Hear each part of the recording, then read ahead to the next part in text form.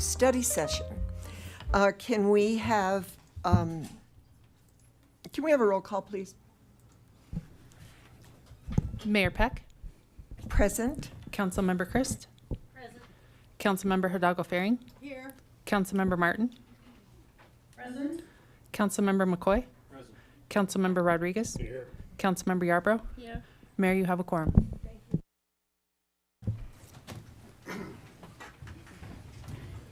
I pledge allegiance to the flag of the United States of America and to the republic for which it stands, one nation under God, indivisible, with liberty and justice for all. Sorry, I just shoved my chair at you. Yeah, I noticed. For those of you at home, you can watch this movie on the city's YouTube channel. You can also go to the longmontpublicmedia.org/watch or on Comcast channels 8 and 880. Anyone wishing to speak at first call, public invited to be heard, will need to add his or her name to the list outside the council chambers.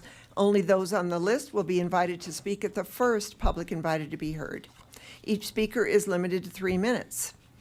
Do we have any motions to direct the city manager to add agenda items to future agendas? Councilwoman Hidalgo-Faring. Thank you, Mayor. I actually have two tonight. The first one is to add to it the next regular session, in resolution to endorse the 2024 St. Vrain Valley School District bond as partners. You know, it seems appropriate. Do I have a second? Okay. It's been moved by Councilor Hidalgo-Faring, seconded by Councilor McCoy to endorse the school district bond on the 2024 ballot in November. Is there any discussion among councilors? Seeing none, let's vote.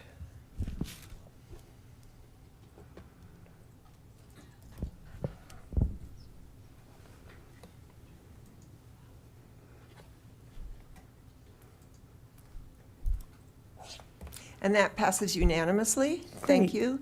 Councilor Thank you. Hidalgo-Faring. And I have, yes, the second one. And this one can actually, it's a motion to bring an item to our next, or whenever possible, study session to have a discussion. Last week during our open forum, we heard a lot of residents from the airport, and, you know, they are our neighbors, they're, you know, we work as partners. But the other piece is that I've also heard from several residents that have a lot of concerns around airport activity. So there are some things that council does have purview over and others that we cannot, but really kind of bridging that gap and bringing the two, you know, bringing our entities together with our airport board and staff to come and have a discussion with us. All right, it's been moved again by Councilor Hidalgo-Faring, seconded by Councilor McCoy, to have a discussion with staff and the airport manager and council to actually, in the board. Any member from the board, yeah. Right. So is there any discussion on this? I know that we've already had the airport manager come and give us a report, but we have been getting so many emails from the public that there are some specific questions that I think that this council needs to ask about the airport so that we can better answer our constituents. So I don't see anybody waiting to discuss this, so, Harold. A couple of clarifications on this. So I've heard with the Airport Advisory Board, so are you all looking for a joint meeting with the Airport Advisory Board, or just invite them to listen into the I conversation? thought if they could come in and listen into the conversation, and have that just be a study session item for discussion. Second question is, as we're heading into September, we have budget, so the study sessions in September are going to be pretty budget heavy. Depending on the schedule, is it okay if it slides into October? That is fine. Okay. Great, thank you for that, Harold. Let's vote.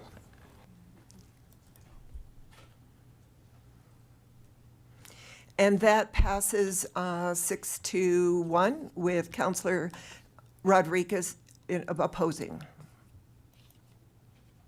Thank you.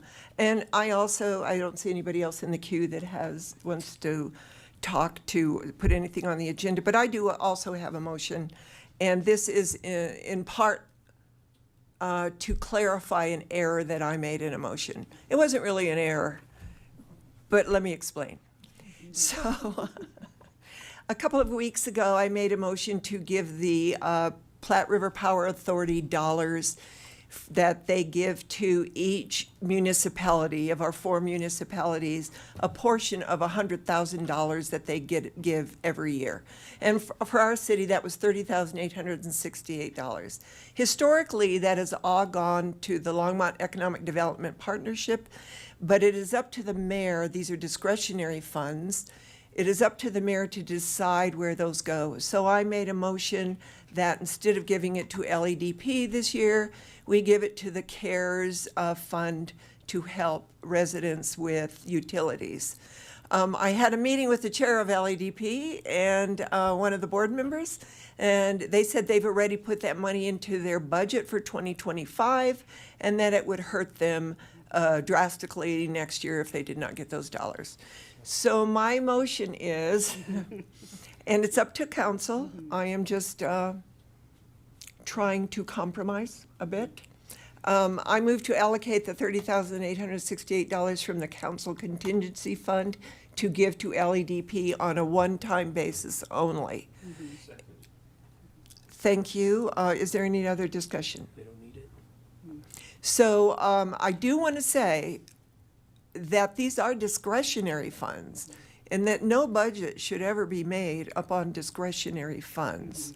So, but I don't think historically anyone has ever given it to anyone else but LEDP. So they were shocked that I should do that. So just to keep things moving, we do have it in the council contingency. I see no one in the queue that would like to speak, so let's vote. Yeah, McCoy seconded it.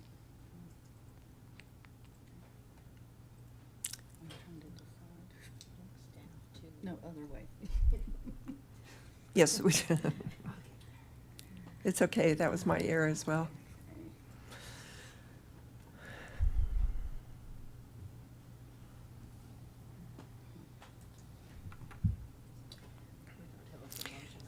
So that passed with Aaron Rodriguez opposing, Councilor Rodriguez. So thank you, and I apologize for that error, but I do need to say that I did not need to ask LEDP what to do with those funds. So now let's move on in the agenda. Yes. I know Councilmember Hidalgo Farian's motion was at the next regular meeting. Could we bring it on the 27th, the resolution for the school district? That gives us, because we have to get the agenda out in a couple of days. So if we can put it on the 27th, that would help staff who has to draft it. Councilor Hidalgo Farian. That's fine. Okay. That, no worries about that. I believe tomorrow, during the school board meeting, they will be discussing and making a motion to put it on the ballot Okay. anyways. So anytime after Okay. that point, perfect. We'll Thank hit the 27th. Great. So I'm going to adjust the agenda a bit, and we're going to have the proclamation for sister cities before public invited to be heard. Because as you can see, we have quite a few students and ambassadors and chaperones in the audience. So this proclamation is designating August 6th, 2024 as Longmont Sister Cities Appreciation Day in Longmont, Colorado. Whereas the residents of Longmont honor our relationship with our sister cities and continue our commitment to cultural exchange. And whereas Longmont has 3 sister cities, Chino, Japan, Ciudad Guzman, Mexico, and the Northern Arapaho Wind River Reservation. And whereas born of a shared vision of cultural understanding, appreciation, and celebration, the Longmont Sister Cities Association has organized student exchanges for nearly 30 years. And whereas we thank our ambassadors who represented Longmont abroad and welcome the delegations that travel to our community. And whereas we hope the sisterhood between our cities will only strengthen in the years to come.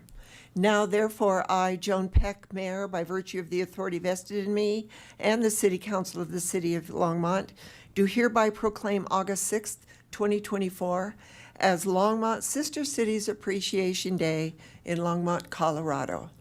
I would like to invite Courtney to the stand. She is the chair of the Sister Cities Board, or president, I should say. Okay. Good evening, Mayor Peck, City Council members. Thank you very much for your continued support of our programs for all three of our sister cities. These programs change lives, open minds, and expand hearts. And that is what we hope for our youth of today, so that as they continue through the world, they will be better world citizens. And that started right here in Longmont. So thank you very much again for your continued support of our program. And we look forward to this going on many more years. Thank you very much. Can we have all of the ambassadors, chaperones, and any board members that are here come up for a picture? And to receive the proclamation.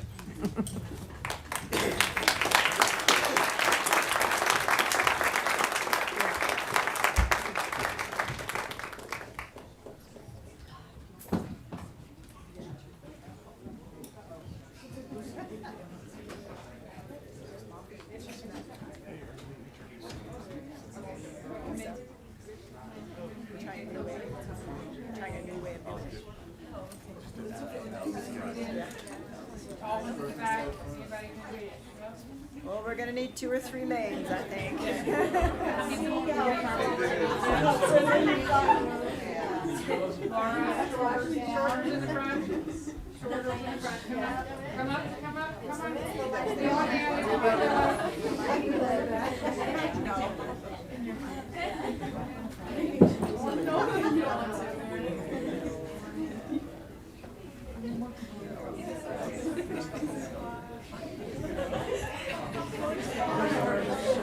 If folks would like to sit down in the front, that's okay too.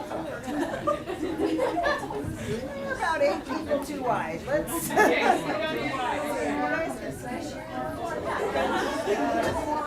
do you want to move back? That won't help you. Pass this all in the way. Oh, we're getting there. Nope. I would like for everybody on this side, from Janice over, except for Councilmember McCoy, to come over here and just sit in front. We'll go sit. Come on over and sit in front. And I can't get Aaron either, so we're gonna need a little more squishy on this side. There you go. There you go, perfect. Yeah, that's perfect. We're so close, okay. All right. We're getting there, we're so close. Yeah, you can do it. Okay, everybody, ready? 1, 2, 3. Very good, thank you.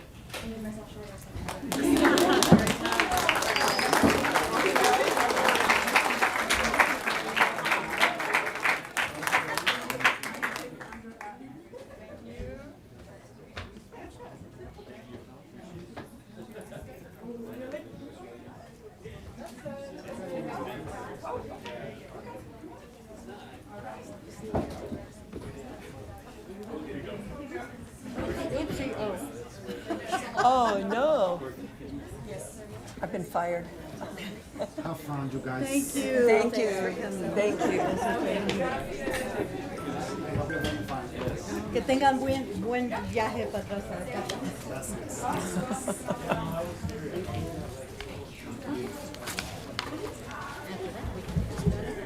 That's right.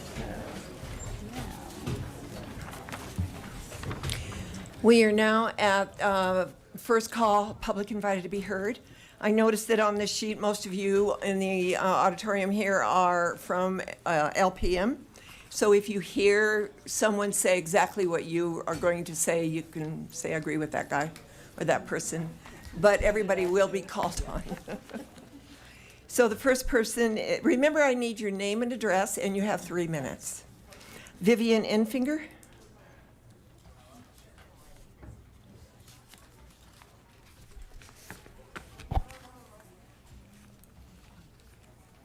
Good evening. Pull down the microphone. Sorry. Thank you, Vivian. Yes. Good evening, Mayor Peck and City Council members. My name is Vivian Infinger. I live at 1212 Wildfire Court here in Longmont. I want to thank you for letting me speak tonight. I'm here to please ask for you to think about the possible Quail Road annexation. We happen to live right across from the proposed area. I would hope at some point in time, maybe this area could be preserved even for open space instead of for more apartments. When the apartments were built on Airport Road, it really changed the traffic and all of the shopping in the area completely. We happen to live in that cul-de-sac. Not that this matters, but my husband has dementia. That we own a store here in town, and I care for him full-time at home. Sometimes it has taken me 4.5 minutes to just get out of our cul-de-sac because of the traffic.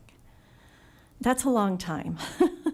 And my concern is if we have more cars, 500-600 cars, whatever it might be, that get added to the 17.5 acres in front of us, that could be a major problem. Unfortunately, with him having dementia, a lot of people have told me, well, why don't you just move somewhere else? Well, you can't really move a dementia patient out of their home in their area. So just moving to avoid all this problem, I can't do that. Plus, I don't want to leave the area because of our store. I'm sorry, this is my first time doing this. You're doing fine. It's fine. So I just can't imagine having construction go on for quite a while in front of our home with the noise and everything else. I mean, right now we can sit on our porch and enjoy things. And I know life changes. I've lived in Longmont since the early 70s, and I've seen a lot of changes. My husband's had our store for 55 years here. So he's been around a long time also. I would like to invite all of you that are sitting on the board and Mayor Peck, if you ever want to come to our home or to our cul-de-sac and hang out and see what I'm talking about, I think you would really understand what it's like. There's many times my husband has fallen, and I've called for the fire department to come lift him and get him off the floor for me. And luckily it's been in the middle of the night. It hasn't been early in the day with traffic. So that's just my concern. So I think, did I touch something? No. Okay. That's your 3 minutes, Vivian. Oh, okay. That's the timer. Okay, thank you. I Thank you appreciate very your much time. for coming. Yes, thank you. Martin Orner.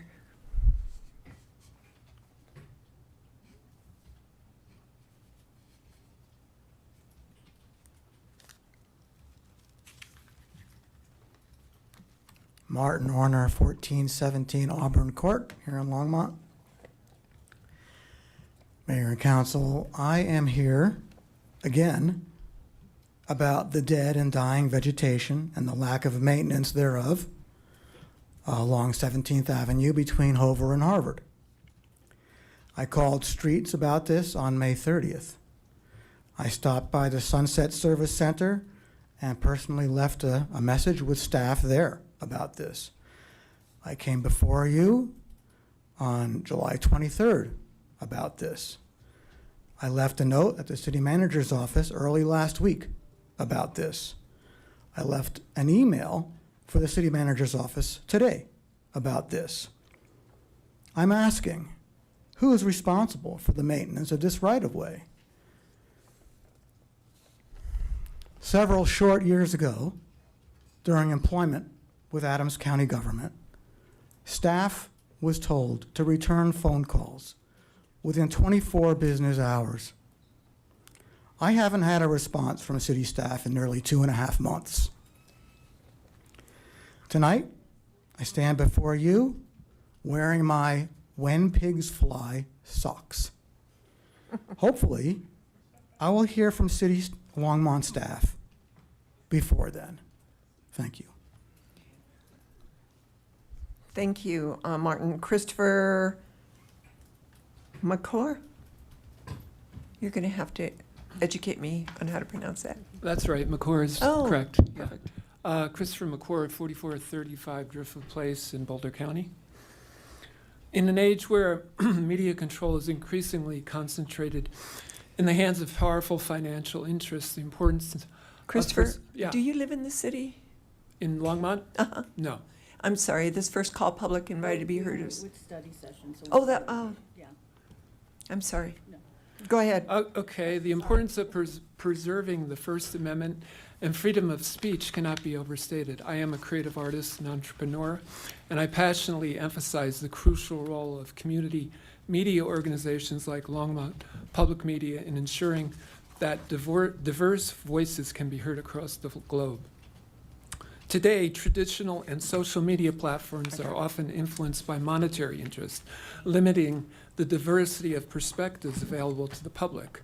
This control can stifle creativity and expression, making it difficult for individuals, especially those from marginalized communities, to share their messages and ideas. Organizations like Longmont Public Media play a vital role in countering this trend by providing the tools, training, and volunteer networks necessary to disseminate messages globally. They empower individuals to exercise the right to free speech. These organizations create a platform for people to share their stories, ideas, and messages, regardless of their socioeconomic status. One of the key strengths of community media is its ability to foster a supportive environment. At Longmont Public Media, individuals are not only encouraged to meet their own needs, but also to support others in sharing their messages. This collaborative spirit helps build a network of voices that can reach audiences worldwide, promoting a rich tapestry of perspectives and ideas.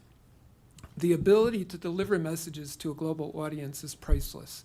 It ensures that all voices, not just those backed by significant financial resources, can contribute to the public discourse. By empowering individuals to speak out and share their experiences, community media organizations uphold the principles of free speech and democracy. In a world where media control is often dictated by financial power, organizations like Longmont Public Media serve as beacons of hope for preserving free speech. By offering training, support, and a platform for diverse voices, they enable individuals to break free from the constraints of traditional media and connect with audiences around the world. This capability to deliver messages globally is invaluable, ensuring that every voice has an opportunity to be heard and make an impact. By embracing and supporting community media, we can uphold the values of the First Amendment and ensure that freedom of speech remains a fundamental right for all. Thank you, Christopher. Thank you. Sarah Wright.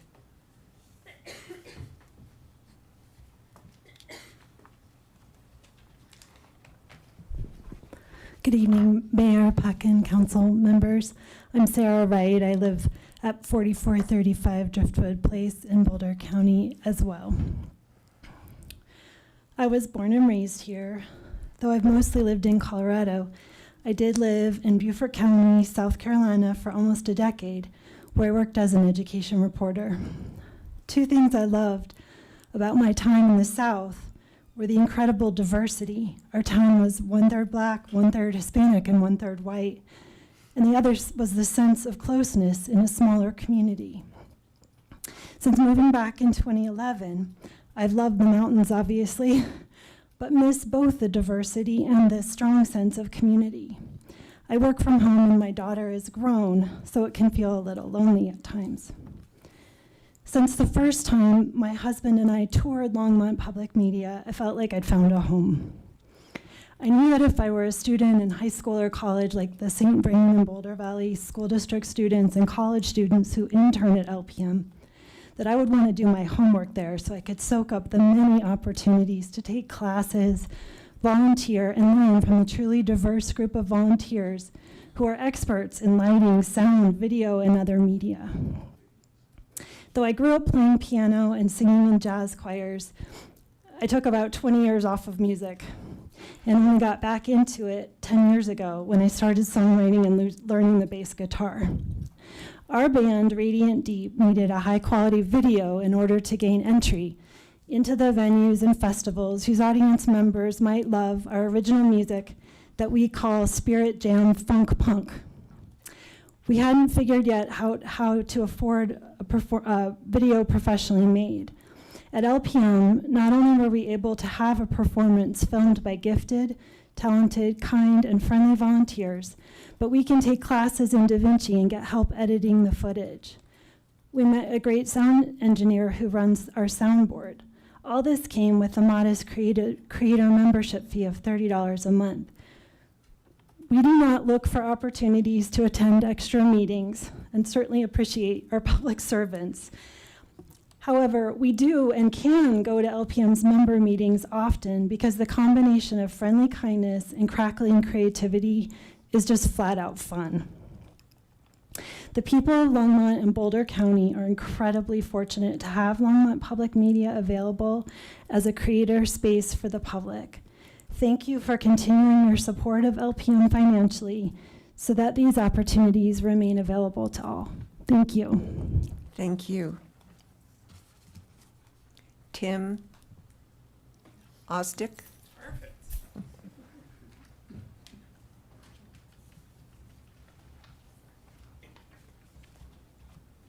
Good evening, Mayor Peck and Council. My name is Tim Ostick. I live at 202 East Longspeak Avenue in Longmont, Colorado. I'm the community manager and administrative assistant at Longmont Public Media, and I've spent the past 12 years playing music, my original songs, and pouring into the music community in Longmont, Colorado. I know you've heard the many ways, both earlier today and last week, that Longmont Public Media contributes to the community in Longmont, how it's one of the most diverse, welcoming, and creative communities in town, how they provide access to professional media equipment to the community, and how they record events around this town that make this town so special. I've experienced all this personally, but I want to talk specifically about how Longmont Public Media contributes to the music community in Longmont. I moved here when I was 21, looking to build a life in music. I was greeted by an open, supportive, and talented group of songwriters and musicians, just trying to do something positive with their music. We played in breweries while canning machines were running.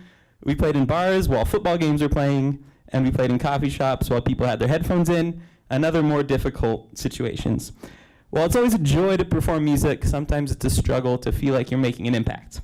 What my fellow musicians and I felt was missing in Longmont was a quiet space where people could hear music that they work so hard on without distraction. An environment where an artist could be heard, where the audience can experience the depth of what music has to offer. The venue space at Longmont Public Media perfectly filled that need.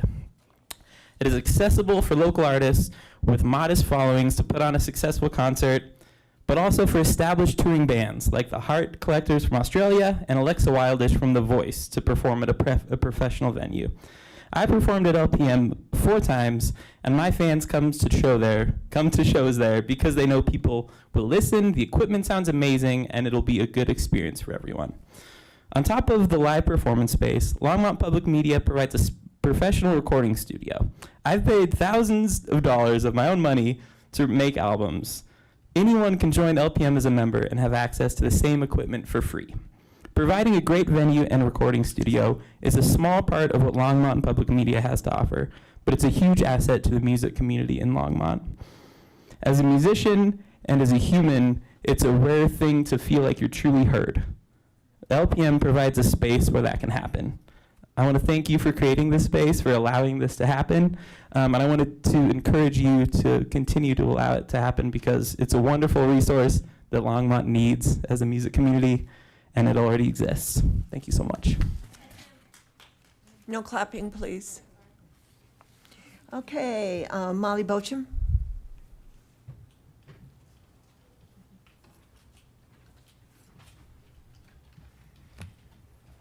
I agree, though, that was a pretty good speech. Hello. My address is on the list. Yep. Hello, Mayor and City Council members. My name is Molly Bosham, and I live in Ward 1. I'm here to advocate for LPM, the renewal of the city contract. Since December of 2022, I have been helping broadcast City Council meetings and other events with LPM. I would like to start by thanking Councillor McCoy for his acknowledgement and support of of the work that we, the production team, do. While your comment about watching paint dry is definitely true sometimes, I love my job. I graduated with my bachelor's in film and television from CU Denver in 2022. During my schooling, I had professors tell me that because I was a woman, I would have to be 10 times better than any guy if I wanted to get anywhere. I also had male peers repeatedly try to belittle me. However, I worked hard and won a school film award. But after I graduated, I struggled to find a job in my field. I got 1 interview and 0 job offers. Then I discovered LPM. When I discovered LPM, I found a local film community that accepted and encouraged me. I made friends who helped me rediscover myself, and Sergio was the first person to give me a chance in the film world by inviting me to join the production team. Through LPM, I was invited to be a guest on a podcast, encouraged to try making informative shorts on lighting techniques, looked into the possibility of teaching, and so much more. I was a gearhead in college, and I love the gear at LPM. For instance, I learned how to operate a drone for filming, something that was never an option in school. But I think the most important thing LPM has to offer is the people. Gear is replaceable, but you cannot replace people. At LPM, I have had the opportunity to learn from an award-winning editor and interact with so many different creatives. LPM, its workers, and its community have given so many people opportunities when no one else would. LPM has helped cultivate an incredibly supportive community in a field where you often see people tear each other down. And that brings me to the contract. I am currently a full-time student working on my master's degree. I have mentioned to Sergio before that I will continue doing the broadcasting for as long as LPM and the city will let me, until I finish school and start my career. Until that time, I will continue doing the best I can to keep the broadcast running smoothly. Technical difficulties sometimes happen, but I've always done my best to work with the city staff to solve things quickly. I look forward to hopefully being able to continue improving the broadcast and plan to help organize LPM's side of the closet so I can use my technical knowledge to help things run even smoother. So when considering the contract, I hope you keep in mind that anyone can buy or use the same equipment, but you cannot replace the community and workers of LPM. I hope in the future we can have more open communication so everyone can get the most out of the contract.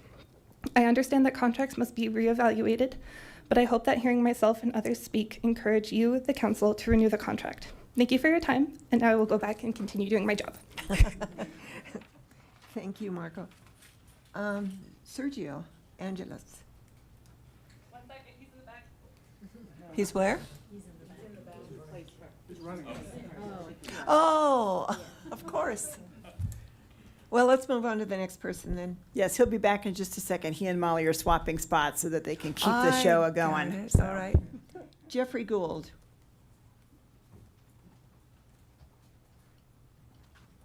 Good evening, I'm Jeffrey Gould. I live at 402 Tungsten Place here in Longmont. It's near Skyline High School. Thank you for the opportunity to speak about electricity and energy distribution. I read a local newspaper recently and it said you would be soon considering prohibiting other energy sources other than electricity for future new development or new redevelopment. I'm an electrical engineer, so I know a little bit about electricity and distribution, and I loved electricity. I especially love Longmont electricity. It's affordable and more reliable than average, and it's one of our great blessings to live in Longmont, to have that electricity service. However, I'm also, as an engineer, against risk. Putting all your eggs in one basket is not a wise thing to do. I once was in an ice storm where I was without electricity for 3 days, and my only source of heat was getting in the bathtub with hot water, which I did multiple times a day.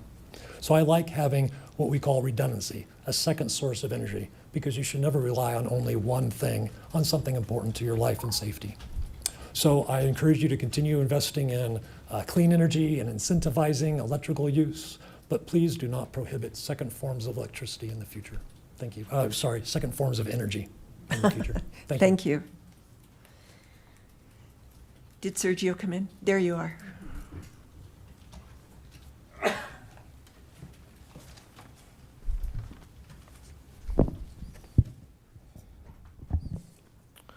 Good evening, Mayor Peck and Council. My name is Sergio Angeles, co-founder and executive director of Longmont Public Media, and I live at 236 East Mountain View. Before I start, I would like to follow up on Councilmember McCoy's comments at the open forum last week. I'd like to personally invite each of you to come to LPM and create media with us and the community. Perhaps we can do a weekly Q&A live stream with each of you, or maybe you have other ideas about what you want to, or how you want to digitally interact with our community. Whatever it is, LPM is here to help and support you every step of the way, so come stop by. That said, I would like to say thank you. We are extremely grateful to provide media and public access services to our community. It is a privilege to operate under a contract in the same nonprofit fashion as other local organizations like Visit Longmont, the Latino Chamber, and Longmont EDP. Together, we strengthen the fabric of our community. Longmont Public Media is more than just public access, more than studios and equipment, more than fulfilling a contract. LPM is a vision, a culture of teamwork, a community of diverse individuals with a passion to create, learn, and empower others with media. We have worked hard to make LPM the most inclusive and accessible community, to break down barriers and make media and media education accessible and equitable to everybody. You and the city helped make this happen, and I hope you are as proud about LPM as we are. Because of our commitment to culture, community, and accessibility, we've had the community inquire about expanding our makerspace beyond media. We could easily support such an expansion, but we choose to focus on what we do best, media. Our dedication to media and media education is unwavering, and we owe it to our community and to you to be the best in this field. It's why we exist and why we do what we do. As a nonprofit organization, we're not here to just grow. We're here to provide vital services that make an impact in the lives of our community. In today's digital age, media is moving incredibly quickly, and there's a never-ending stream of new equipment, tools, software, and now AI. When someone clones your voice and uses it for disinformation, who will educate residents about what's real and what isn't? LPM will. Who will continue to bridge the digital divide and fix the disparities, and who can participate in the digital world? Who will ensure that residents have the skills needed to create and critically analyze media content? LPM will. We take all of these responsibilities and more seriously because this is not just our job, it is our commitment to the public good. Thank you for your continued support and dedication to our community. Together, let's keep pushing the boundaries of what we can achieve through local media. Thank you. Thank you, Sergio. C.E. Rom? Or is it just C? It's CE. Okay. Good evening, everyone. My name is C.E. Rom. I live at 735 9th Avenue. I'm a member of the Tinker Mill, and I'm also honored to serve as the president of the board of directors. Our board is made up out of members and community leaders and is elected by our entire membership. When I was moving to Colorado, I did something I've never done before. Rather than moving to a new city and finding a really cool makerspace, this time I looked for the best makerspace I could find, and that's what brought me to Longmont. I've been lucky enough to be involved with several makerspaces, both in the US and overseas. And although every one of them is unique, they do share one quality. They are a reflection of the community that creates them. One of our members has been touring this summer, and when visiting a seaside village in Washington State, found a community boat space. That's what they needed, and that's what they made. Tinker Mill has been a fantastic resource for me. I've been able to learn and grow and delight in all my passions. I was able to teach high school students how to do stained glass and lead interns at Seagate through fun learning activities, and even stretch my LED light capabilities when we decorated 380 Main Street with 15,000 programmable LEDs for LDDA. And like any great makerspace, it's been reactive and it's grown before my eyes. We discovered a shared passion for astronomy and created Tinker Mill Astronomy. It's not a traditional makerspace activity, but it doesn't matter. We do what we like to do together. And it's grown into a monthly Astronomy on the Sidewalk event right here in downtown. In fact, I invite everybody to come out next Friday night and view the night sky with us at 5th and Main Street. We also created a repair cafe where the public can bring in their broken items. And not only do we fix them, we teach them how to fix them themselves. And everything we fix is an item that doesn't wind up in the landfill. So these are just some of the examples of how Tinker Mill reacts to the desires of our community and changes constantly to meet them. Because we now hear a strong desire from both our members and the community at large to provide the skills, equipment, and expertise in the media space, we are doing what we will always do, creating a safe, nurturing, and exciting place to make, learn, and grow. We appreciate the care and concern the City Council puts into the responsible allocation of public funds and welcome the opportunity to show how Tinkermill can provide an awesome solution that meets the needs and desires of our community. I would like to ask the City Council to create a new request for proposal so that Tinkermill can show how we could provide the PEG programming services for all of Longmont. Thanks for your time. Thank you, C. Vince Devine.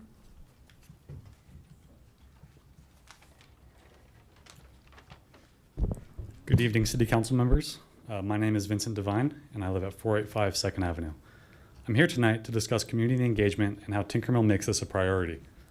Since I started as the media manager at Tinkermill Media 3 months ago, we have collaborated with organizations such as Longmont Community Justice Partnership, the Longmont Museum, the Longmont Humane Society, the Senior Center Eyes on Longmont Video Club, the Times Collaborative, the Longmont Chamber of Commerce, Recovery Cafe, an emerging local AI company, a skateboard company here in town, as well as Longmont residents. We've also created highlight reels of city events like Cinco de Mayo and Juneteenth, which are available to use as promotional material in future years. Together, we have created content that tells the stories of our community. Our projects range from advertisements and social media campaigns to feature-length documentaries, and we take pride in educating our members on how to use social media and videography to grow their businesses. Notably, we are producing a documentary on the history of the Great Western Sugar Factory, one of Longmont's iconic landmarks. Through this project, we have connected with the Longmont Museum, the Historic Preservation Committee, and local residents. This project, along with others, highlights our commitment to preserving and sharing the unique stories of our city. Looking forward, we aspire to continue creating content in collaboration with the city. One of our ideas is to develop a weekly series where city officials can share their work and contribution to this community. Given our track record and commitment to community engagement, I request that the City Council consider opening this contract for RFP. This will provide you with the opportunity to explore various perspectives and possibilities for the city's media representation. Thank you for your time and consideration. Thank you, Vince. Aaron Horde.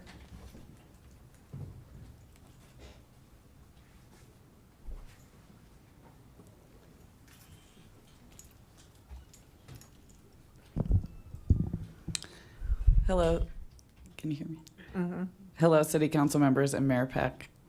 I'm Erin Horde. I live at 1316 South Lincoln Street.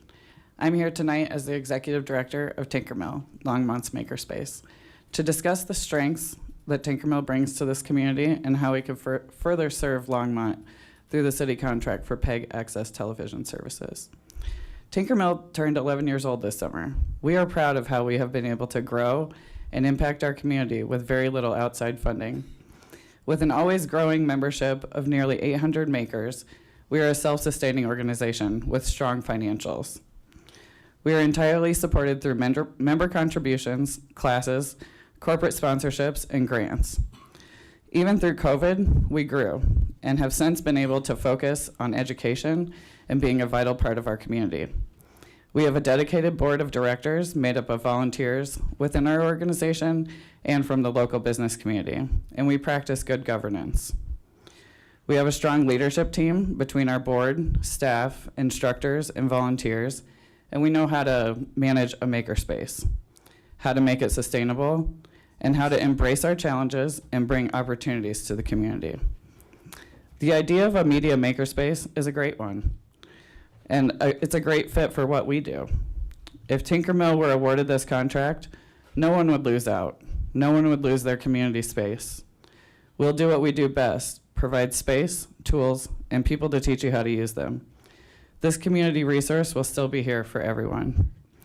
We welcome any and all media, music, and artistic communities to join us on this ride, because it's going to be fun. As Nonprofit of the Year, excuse me, as Nonprofit of the Year, Tinkermill has the leadership, infrastructure, expertise, and resources to better serve the citizens and the city of Longmont in this endeavor. And will not only execute this contract to a T, but will go well beyond it.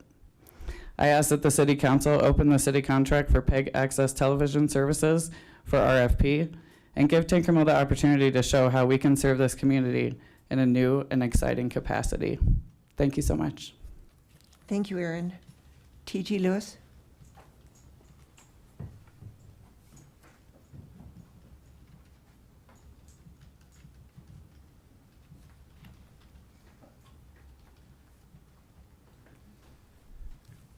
Good evening, members of Longmont City Council, Madam Mayor. This is the first time that I've been back in this room for quite some time. 31 years ago, I was the guy in the back room for Longmont Cable Trust. TG, And name and oh, address. I'm sorry, 2335 Winding Drive Thank you. here in Longmont. And I came here because having seen Longmont Cable Trust and the way that it did what it did for a long, long time, and that it became Longmont Public Media, I've had a chance to see both operations. I think I might be kind of unique in that. Longmont Public Media I have found to be incredibly welcoming.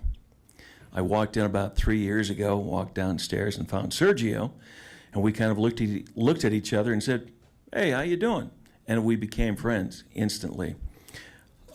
Anytime that you do something creative, especially when it comes to teleproduction, you need a human machine. And that machine trades on cooperation, considerateness, one person to another.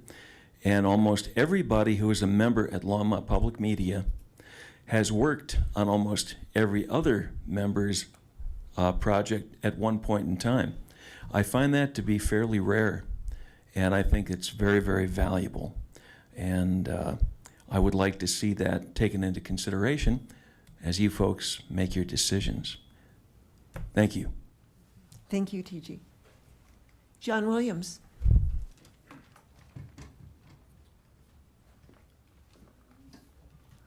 Good evening, Mayor Peck and City Council. My name is John Williams. I live at 4185 Gilpin Drive in Boulder. At Longmont Public Media, I host several programs. I have a program called LPM Shorts, where we bring in filmmakers to talk about their films. It is almost always sold out. I also do photography shows at LPM. And I'm also a member of the Boulder International Film Festival staff. And what I've done is got Biff to start working with LPM, with the museum shows that they have during that. And the people at Biff have been extremely impressed with LPM. And like's been said a number of times tonight, is the great thing about LPM is the community of passionate people. And they are willing to work with each other, work on each other's projects, and pretty much do whatever comes down the line. And I was thinking about this, and I thought that the diversity of makerspaces is what really makes Longmont great, or it's one of the things. And it might be a bit like restaurants. If you want good mole, the Rosa Cantina wouldn't disappoint you. Las Palmas for enchiladas and Jefes for tacos would also be good choices. Longmont wouldn't have better Mexican food by consolidating them all into one giant Taco Bell. Likewise, I think it would be a mistake to undermine LPM's community and bring a halt to all this great work they're doing. Thank you so much for your past support, and I urge you to continue your support of LPM. Thank you, John. Amira Kanoa. Good evening, and thank you so much for your time. I'm Amro Kanda.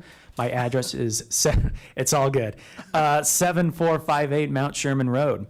And I'm a recent graduate of the University of Southern California's School of Cinematic Arts. And I'd like to start right off the bat that LPM invests in the futures of budding filmmakers and youth artists. I simply could not have followed my dreams and have built out this budding film career without the resources and the opportunities like those given through LPM. I was born and raised in Gun Barrel, and my high school did not have a film program. Without access to workshops and equipment, a strong creative community, and dedicated teams at LPM, budding media makers and artists, many here tonight, would simply be left scattered and without resources. I could not have been accepted into my major, which at the time had less than a 1% acceptance rate, without the opportunities and support through local and public resources like LPM. Post-grad, I've even shot some critical scenes for a feature film at LPM my first feature film, that were also free and open to the public, something that coming from LA is impossible to find. So I really hope that LPM can continue to be used by other students in the area and those who cannot afford expensive subscriptions and rentals to help drive the artist community of Longmont and build an everlasting foundation for youth to continue to hone their skills and follow their dreams. Thank you so much. Thank you. Phil Hainline? No, I'm sorry, I missed a name, but you're second, Phil. Ann Robelts. Come on down, Phil, and you'll be next. Great, excellent. Thank you so much for your time. My name is Ann Robetz. I live at 5 Telluride Place in Longmont, and I'm here tonight as a community board director for Tinkermill, as well as in my role as engineering faculty at a local community college. I'm not going to make this very long. Much of what I was planning to say has already been said, and so it's very clear that the media makerspace adds an incredible amount of value to the Longmont community, as we've heard testimony from tonight. But in the engineering world, when we're making a decision process, we always want to open ourselves up and get all of the information about all of the other possibilities that could be used to hit on the same problem. And so I would encourage you to open an RFP for this contract so that you can make a fully informed decision moving forward. Thank you. Thank you. Phil Hainline. Let's see. Mayor Peck, council members. Oops, sorry about that. Ranging in. Phil Hainline, 500 Lashley. I'm still your magic guy, but first a few brass tacks. In Pittsburgh, I consulted a few public media organizations, and I just want to say that LPM is a really lean organization in terms of the money benefits the members. It's very hard to imagine more for less. Of course, less for less is always an option. One other point is that a monopoly was granted for public access. That was a trade-off, okay? A totally honest one. Well, today, you know, tools and technology matter more than a channel. You don't need a channel, but you still need that environment to make high-grade media, because today the media bar is dramatically higher. To stand out, to be noticed, to be heard, it takes a lot of tools and it takes some collaboration.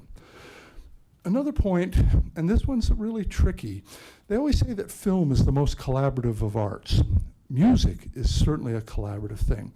And so I'm going to suggest that making media is different than making stuff. It's got the making word in it, but one of them is really based on the community, the collaboration. And this place is off the charts in that spirit of helping each other. I mean, I've been a lot of places. It's crazy nice, okay? The other thing to talk about is technology strength, because unless you're intending to kill the public access, which I pray you're not, you really have to plan carefully, because the current team and volunteers have substantial experience in networking, software, lighting, streaming audio, recording technology, plugins. It's a crazy breadth of knowledge that you need, and it's a collaborative knowledge, because maybe you need a plug-in to kill the reverb on something like that. So just what I'm saying is it's a substantial technology range. Okay, so I know that we don't really have media access here, but I just want to show you here. Now I'm back to magic. Okay, here's a student film production. It's I gotta get this right, Yanagi's Aliens. This is creativity at its best. It's styrofoam. The mask is crazy creative. This is a behind-the-scenes shot. Believe me, they shot it in RAW. It's going to be really cinematic. Student production, well supported. This one is in the works. We're putting the museum members in the Lego set, okay, with green screen. All right? This is the kind of stuff that happens when you have all this cross-disciplinary skill. This is a pilot show, CC and the Joy Joy. That's a projected set, 3 projectors, rear projection, vinyl scenery. Once again, drawing on an incredible, diverse talent pool that wants to help each other. Thank you very much, Phil. Wow, sorry. Thank you. Don't forget your laptop. Or there you go.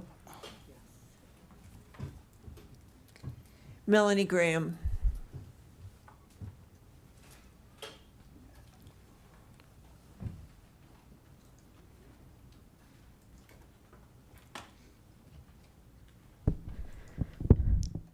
Hi, council members, Mayor Peck, longtime listener, first time caller. Thank you for having me, and thank you for the opportunity to speak tonight and for providing a platform to talk about community. I'd like you to picture in your head right now a community that you are a part of that has meant something to you. In person or virtual, local or national, religious or secular. Think of the community that has helped support you and allowed you to build meaningful connections. Think of how it helped you cope with the challenges these last few years have thrown at us. To many people in the room, their community is Longmont Public Media. It's where they connect and form relationships, learn new skills, build support networks, and grow as individuals. LPM gives our neighbors the tools to have important conversations about the issues our city faces. It provides a diverse group of individuals with creative outlets to showcase their talents and cultures. It's a resource that helps our city, our community, grow and thrive. When I arrived in Longmont, I knew no one, but LPM has provided a community where I've been able to meet and collaborate with my neighbors, building a network and helping it feel like I have a home here. And as many others have shared tonight and at previous meetings, I know I'm not alone in this sentiment. As you consider your continued support for Longmont Public Media, consider your communities and what they've meant to you. And remember that LPM is more than just a contract, it's more than just a building, it's more than just a makerspace, it's a community. Thank you. Thank you, Melanie. Lance Whitaker.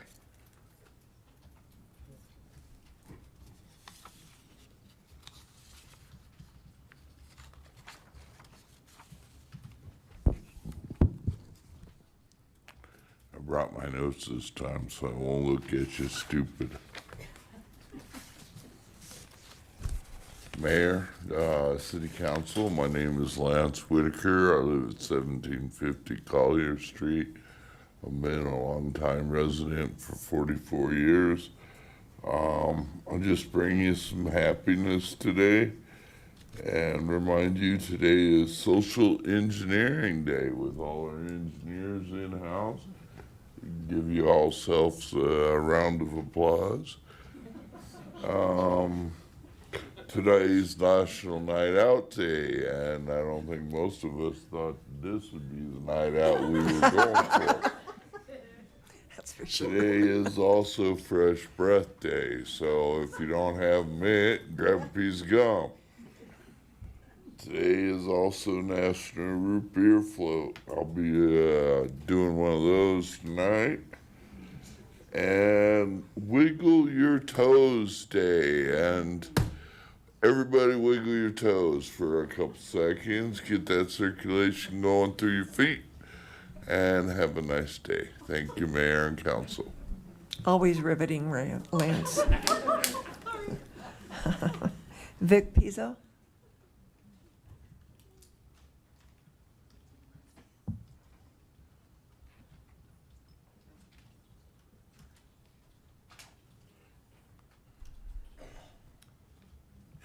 Hi, my name is Vic Pizzo, and I live at 1910 Clover Creek here in Longmont. And I work for NOAA, and we are part of our job is looking for, watching out for large effects from, say, the sun and from space and all kinds of things that can cause problems with the electric system in the United States. A coronal mass ejection, which is a big blob of gas shot out from the sun, can impact the Earth's magnetosphere, really cause problems that go all the way to the ground. There's something called electromagnetic pulse you probably have heard about, where there's a danger that at some point a bad foreign antagonist might possibly set off a suborbital nuclear weapon. And we know from a test that occurred just before the test ban treaty went into effect in 1962, that has really bad effects. And so there are governments, unfortunately, outside looking for that to use to attack us. And finally, We have an aging electric grid. It's a really big thing. There's more than 150, I think, electrical companies all stitched together all across the country. And some of them are very robust and some are not. Unfortunately, they're tied together in a few places, like a half dozen, where if somebody were to knock out those half dozen places, the whole damn grid would go down. And the problem is that with the pulses that would come out of that, the transformers would be burned out, and you don't go down to Home Depot and buy a new transformer of that kind. They're real special order items. So, and the reason I'm bringing this up is there's real interest in going all electric, and electric is good, it's fine, but you need to supplement it, because if you don't have gas and other things as backup, you're going to be in big trouble. And I just want to keep reminding people of that in the plans going forward. It's not really feasible to have all electric. You have to have backup. So that's all I have to say. Thank you so much. And with that, there's no one else on this list. I'm going to close public invited to be heard. And we're going to take a 5 to 10 minute break. I always go over the 5 minutes. That's why I make it.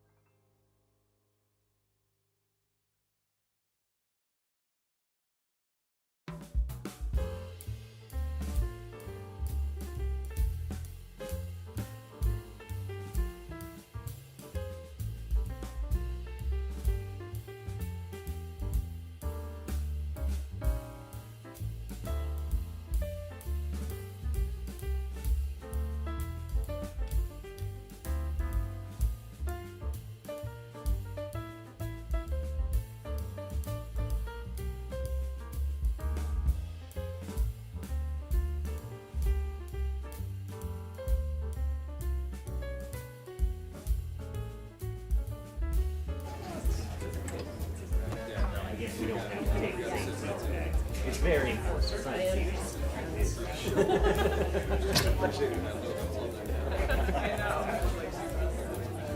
Yeah, no, that's true. You are like right in the camera frame perfectly. I am. I should have had my Tinkerbell support on. Oh yeah, there you go. I saw this photo on social media. We're in our meeting. Yeah, it was such a good night. Did you see? I'm so sorry. I just pulled it away. I got it quickly. Yeah, it was a good time. They had a blast.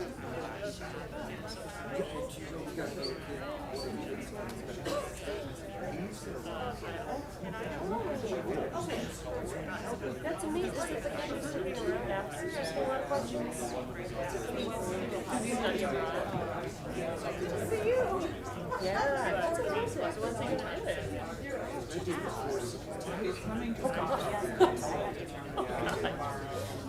Before September, that's so short. That's cool, though.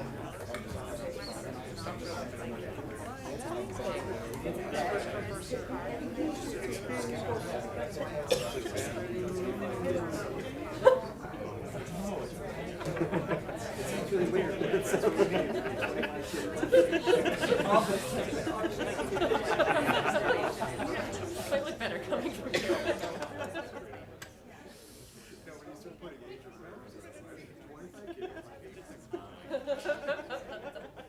You can only be so I specific. can sit still for 2.5 hours.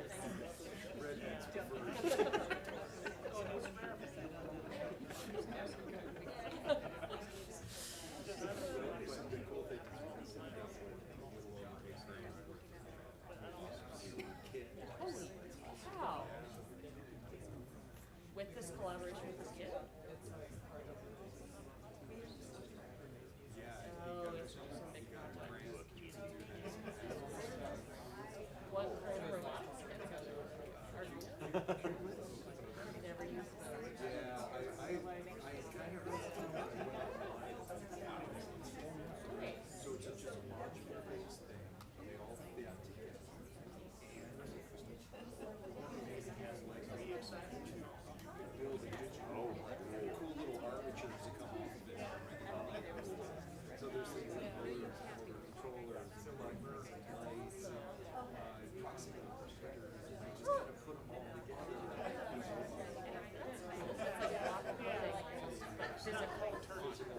Oh, weird.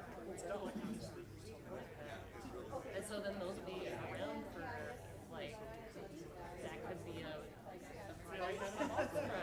Build this thing, yeah.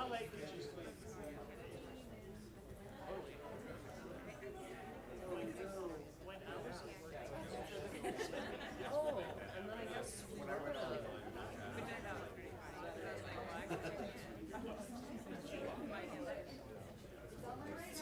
The electricity thing. Yeah. So we would have talked about that tonight if we had a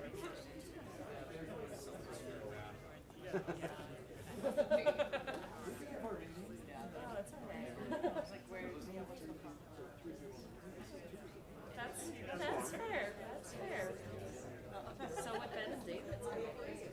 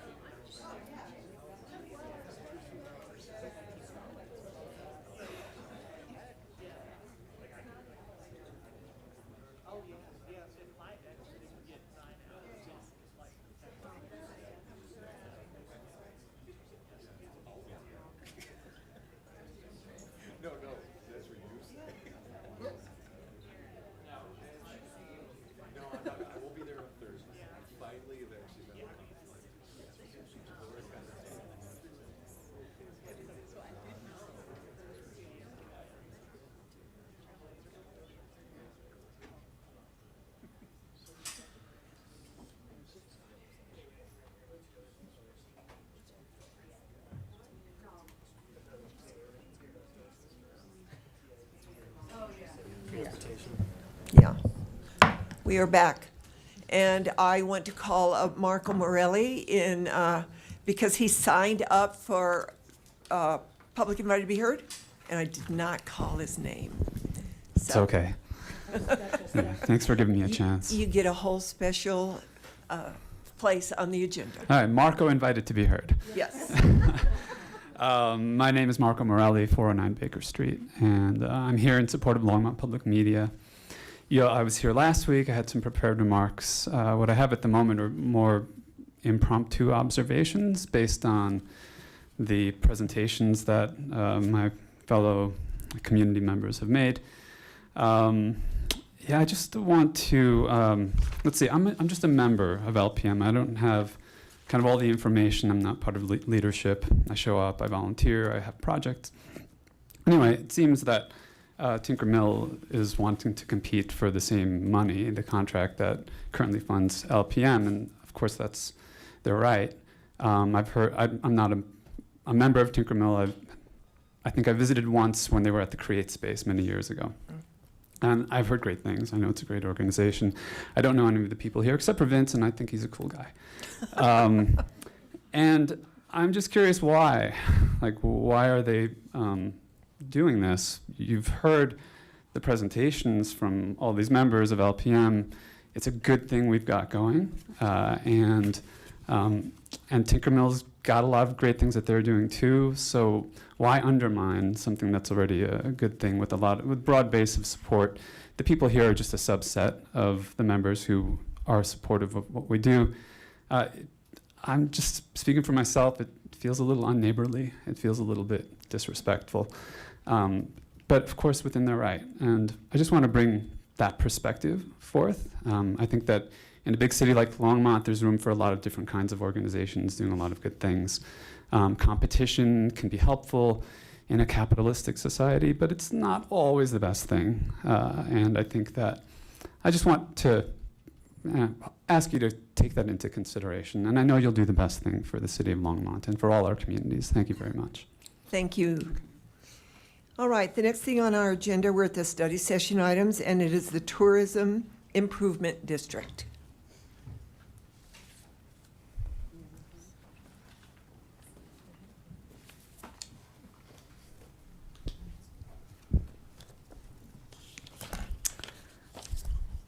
Thank you, Mayor Peck and members of the City Council for your time. I'm Sarah Leonard. I'm the CEO of Visit Longmont, Longmont's destination marketing and management organization.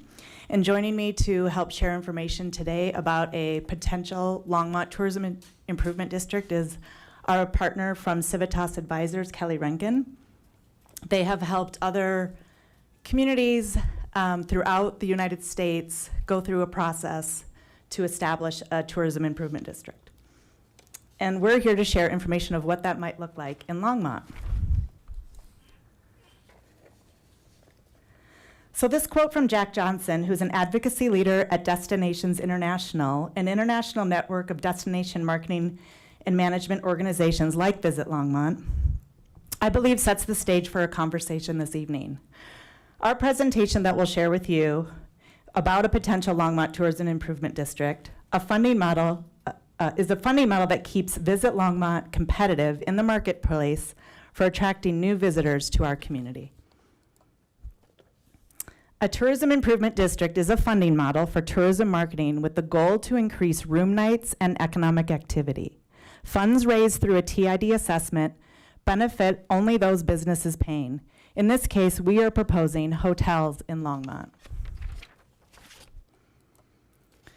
This isn't a rogue idea. As I mentioned, Civitas Advisors has worked with hundreds of communities across the United States, and there are over 200 TIDs established in the United States, with the lowest generating $10,000 and the largest over $43 million.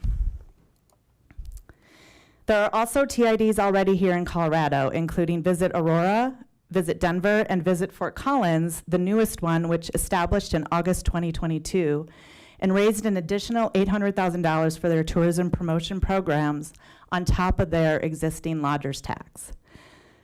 Visit Boulder is also in process to establish their own tourism improvement district, and Visit Loveland has had TID conversations as well.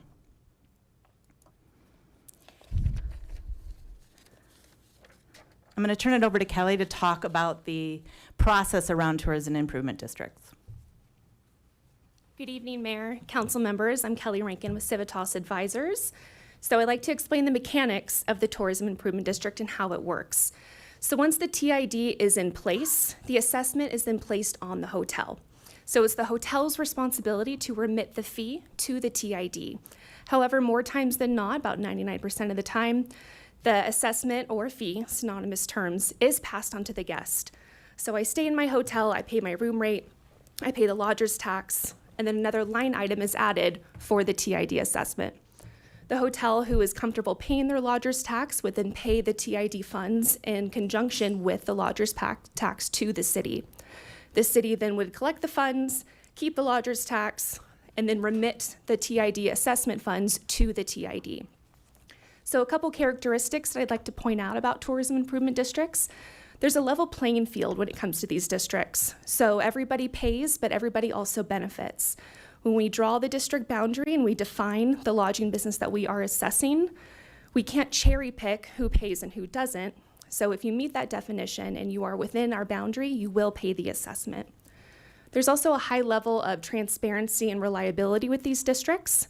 So they're transparent in the sense that this is a very public process that we must go through. We need to get petitions and support from our hotels to even proceed with the process. And once we reach that milestone, we have to come to City Council for a hearing process, and the hotels will all be noticed and be very well informed about the process. They're also reliable in the sense that we need to provide the TID's services with the funds as outlined in the legally binding district plan. We would also propose that the TID come forward every year with an annual report that would state the services that were provided in the year prior, any funds that are being carried over year to year, and the specific services that we provided in the next year. So often in my line of work, I hear the question, this here sounds like another tax. So I want to define a little bit the variations between the tax and the assessment or the fee. So unlike a tax, there is a defined term with the assessment. So if we say that the assessment is going into place on January 1st and it ends 10 years later, the hotels then know exactly when the assessment will be in effect. Also, unlike a tax, it needs to benefit those that pay it.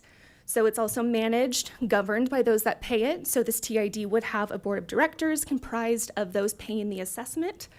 And there's also the accountability aspect where we have to provide the services. We must assess the amount that we've stated within the specific term as outlined in our district plan.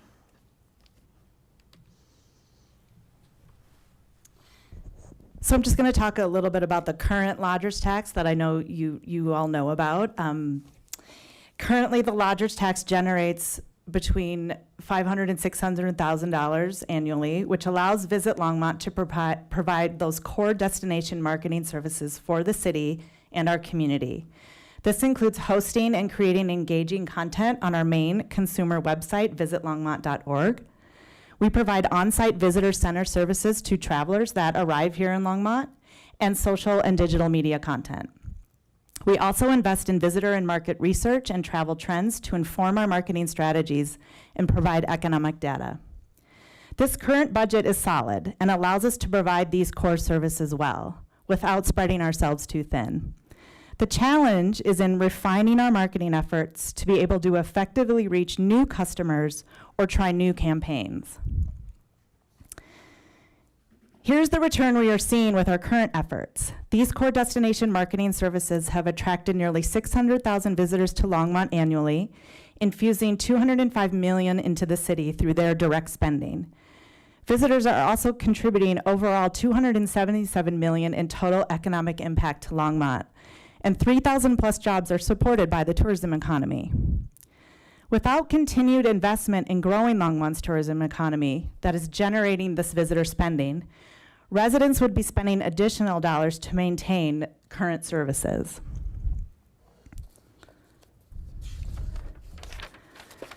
Imagine what we could do and the return we could bring back to Longmont with new campaigns targeting new markets and attracting new visitors. So what is the opportunity? Why are we here talking to you today about another funding model? A Longmont Tourism Improvement District with an additional assessment, so not replacing the lodger's tax, captured from Longmont hotels would allow Visit Longmont to focus funds on, for example, and these are all draft ideas that we've heard feedback from our hotel partners, group and event sales to increase overnight visits and economic activity, freeing up funds potentially for destination development in the future and partnering with the city's economic development efforts, or specific campaigns, for example, targeting international visitors who we know through research like to visit national parks and forests and spend more time and money in destinations when traveling. With our current budget, Visit Longmont is not able to invest in any of these strategies at a level where we could really move the needle and make an impact.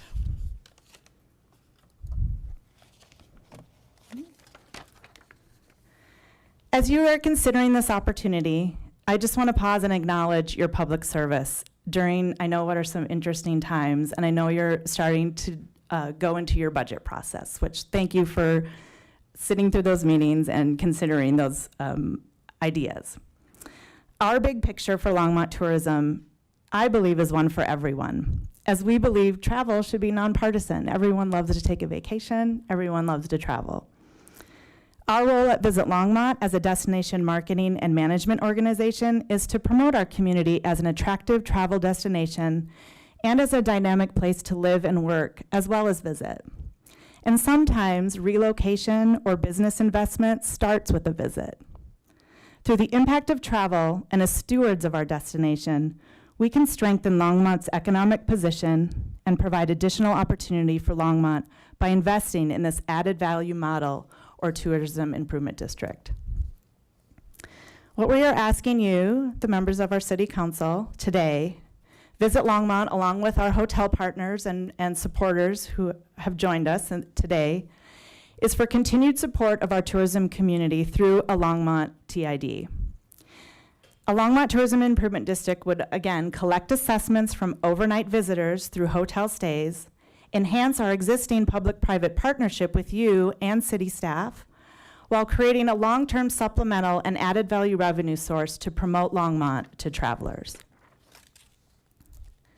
I'm going to turn it over again to Kelly just to walk through what has been proposed for a budget and some of the key elements of a TID. So earlier this year, I worked with Sarah to look into the feasibility of forming a tourism improvement district.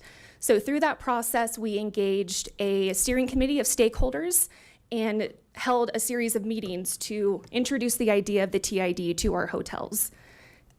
This budget was brought forth and supported by a majority of the hotels to have majority of the funds spent on sales and marketing, and then next destination development. And then we always build in the administration, a contingency and reserve, and then a collection fee for the city's admin costs to collect the assessment on the TID's behalf.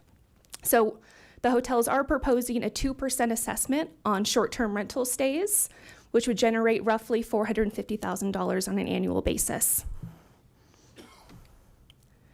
So some other draft elements that we did vet with the majority of our hotel partners is we are proposing to include all lodging businesses with 10 rooms or more in the city of Longmont. And the reason why we say 10 rooms or more is we're not looking to assess the short-term rentals. So by saying 10 rooms or more, that automatically omits any short-term rentals. We're just focusing on the hotels. We're also proposing to have a 10-year term. If the end of the 10-year term comes and the hotels continue to support those services, they can go through the process again to renew the district if they vote to do so. Again, those services are sales and marketing, destination development, activities that will generate more overnight stays, especially in the off-season periods. And again, activities to attract groups, meetings, and events. So we would have a board of directors for the TID. We're looking at 5 to 9 folks that would have a seat at the table.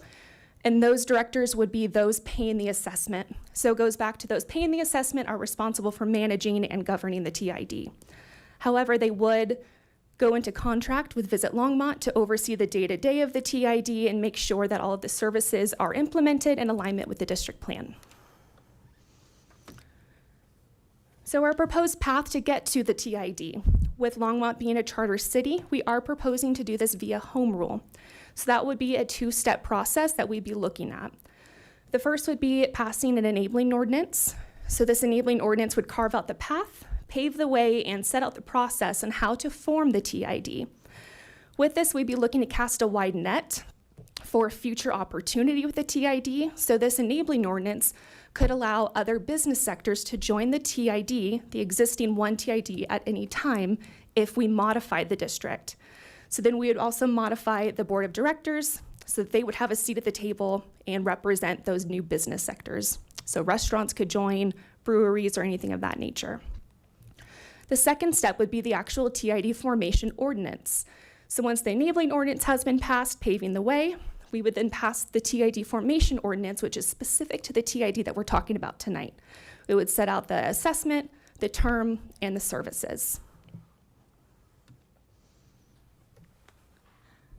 Thank you for considering this additional investment in Longmont's tourism community. And I thought it was so complimentary that the Sister Cities proclamation and groups were here at this meeting along with our presentation, as tourism growth is about economic return and economic activity, but it's also about cultural exchange and education and sharing our stories. And I think travel has that real potential to bring communities together and people together, as you all articulately presented in the Sister Cities proclamation.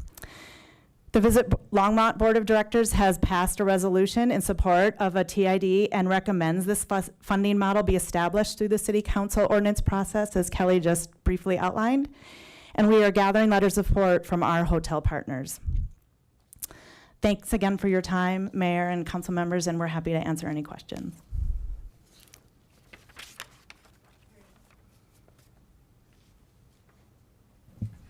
Councilor Rodriguez. Thank you, Mayor Peck. Just some of the terminology being used, I'd like to clarify a little bit. So when you say an assessment, does that indicate a mill levy added to the properties that would be participating? Because that's generally when we talk about assessments, what we think about. It would be an assessment on the business owner, and so we would be defining the business owner as those owning lodging businesses with the 10 rooms or more. Right, and the function of the assessment, how does the assessment work is my question. How do you determine what their contribution is? So it would be 2% on the room night stays. 2% on their room On the night room stays. rate, exactly. So it would not be a mill added to their property? No. Okay, sorry, that the way that term works for me is a lot different. Yeah, it's actually the customer that's going to be paying the additional fee as part of their bill. Right, it's a pass-through. Pass-through. I get the point of that. Yeah.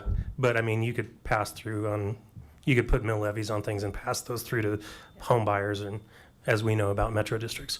Anyway, the point being is I was curious, just based on the use of that terminology, what you meant by that. So it's a percentage, a flat percentage, it seems like, not depending on. That's what's been proposed, is a 2% percentage on room nights to the business owner, Okay. but it can be passed legally onto the customer. Sure, I understand that. And so then, when omitting short-term vacation rentals, does that not inherently benefit them that they do not have to participate? So in proposing a tourism improvement in district for Longmont, we wanted to focus first on our strong hotel partners, but not eliminate the future possibility of including short-term rentals. And the idea around just focusing on hotel partners is we want to have successes right away. But yes, in theory, promoting Longmont hopefully trickles down and benefits other accommodations like short-term rentals, and that they aren't paying that additional assessment. But the way we're proposing to lay it out is that in the future, we could include other sectors in the tourism improvement district. So hypothetically, you could include short-term vacation rentals? In the future, yes. Well, at any time you could? At any time, yes. Right. Okay. So I just, it feels to me that it kind of is a disadvantage to the hoteliers in that sense. But just because the short-term vacation rental doesn't have to pass through that additional 2%. Correct. Also, with the formation of the board, with the Tourism Improvement District ordinance, focusing on hotels in the first step, those payers sit on the board and manage and guide the program, where you could argue short-term rentals or any other business sector at that time doesn't have that engagement. And this is also intended to be in addition to the lodger's tax, not a Correct. replacement for the lodger's tax. Correct. Okay, well, we didn't get a full synopsis. We just had the slides in our packet to review Correct. before you. And so that, I just wanted to clarify. Yeah, no, appreciate it. And hopefully a next step is that we would be able to share with you at some time a draft ordinance. All right, well, those are the bulk, those are the conclusion of my questions. Thank you. Councilor Martin? Yes, I actually, Sarah, you just kind of answered my main question, which is, will you be bringing a draft ordinance, or would you be expecting the city staff to draft the ordinance? And the second part of the question is, you have two ordinances. Would the draft, the establishing ordinance, or the first ordinance, the defining ordinance, I think you called it, would it establish a proposed scale of rates for other types of businesses to join the tourism improvement district? So, for example, restaurants would have a 1% surcharge on their bills or something. I mean, would that all be defined in the defining ordinance? I'm going to let Kelly answer that question, just as she's had more experience with the ordinance process. Hello. So we actually already have an enabling ordinance draft started. We've sent that to city staff, and we're working through the review process on that. And our firm, who also worked with Fort Collins to form their TID, went through a similar or pretty identical process. We would also draft the formation ordinance. Your second question, yes, we would write into the enabling ordinance, the one that carves out the path of how other businesses could be assessed. So it could be a percentage of sales tax or something to that effect, or it could be put onto the customer's receipt. It could even be a flat fee. All right, thank you. Councilor McCoy? Thank you, Mayor Peck. Sarah and Kelly, I appreciate your work here, and I like it, and the general idea. There's just two issues, and one came up earlier. With the owners of the multiple, maybe short-term rentals, if they meet the threshold of 10 units, are we now?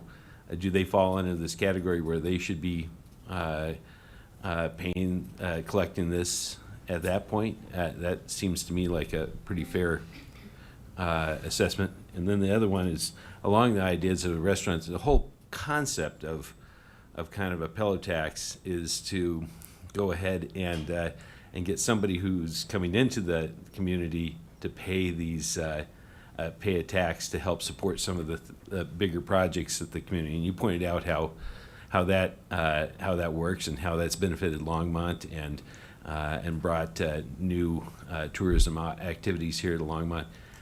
And I think that's good. But when you start looking at restaurants, oftentimes restaurants are really have people that are visiting them that are not coming from outside, and it concerns me when we start going down that path, and I kind of feel like we maybe need to get those questions answered, or consider seeing how this works before we have that, and have that as an add-on later if we're going to go down that path, because I'm a little uncomfortable with that, because that really kind of defeats the purpose of that. And so I guess my major question is the short-term rental, if you have multiple short-term rentals. Mayor Peck and Councilmember McCoy, thank you for the question. So the draft ordinance is very much draft, and we hope to work with the city to refine it. If with more research we find that there are short-term rentals that have more than 10 units, I think we can certainly adjust the language in the draft ordinance so that we are focusing on hotel partners, which is really our goal to be successful right away, so that we want other sectors to want to join in the future. And then I think to your point about restaurants or other sectors, the draft ordinance right now was crafted so that there is an opportunity to include other sectors in the future. But you pointed out correctly that a lot of our restaurants serve residents. And so I'm not sure that would be the first sector I would focus on as a next step. We've talked about potentially some of the smaller breweries that might benefit from added marketing to visitors, but again, breweries also serve residents. And the focus of destination marketing, or in this conversation, is about attracting visitors to help support our services and create more of a tax base. All right, thank you very much. Councilor Christ. Sarah, how many hotels do we have in town? Thank you, Councilmember Chris. I believe we have 13 and then 14 with the new hotel, but I can make sure that that number is accurate. But I believe we have 13 hotels. And are all of them interested in joining this?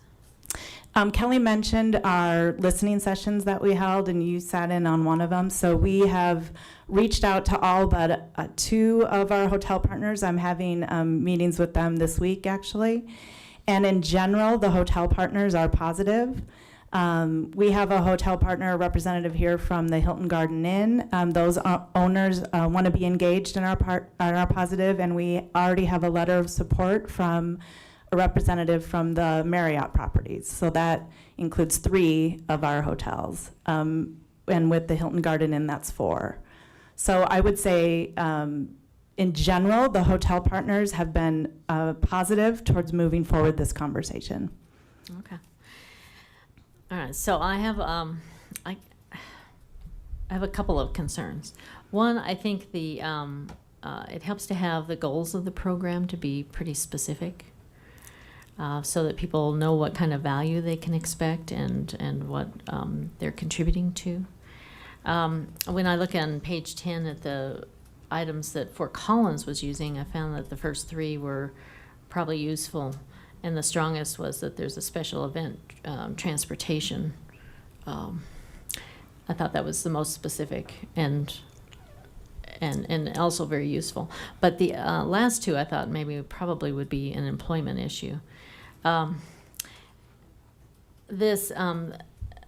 thing with these districts is they tend to be a little bit like HOAs, and that you have a third-party administrator, that fee can change every year. So sometimes you have a bit of a diminishing return there in your investment.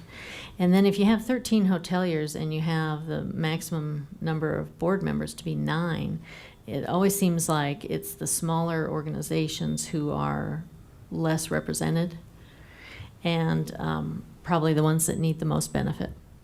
So those are my concerns. And I know you've heard these before because I'm on the Visit Longmont board, so I'm just sharing that publicly.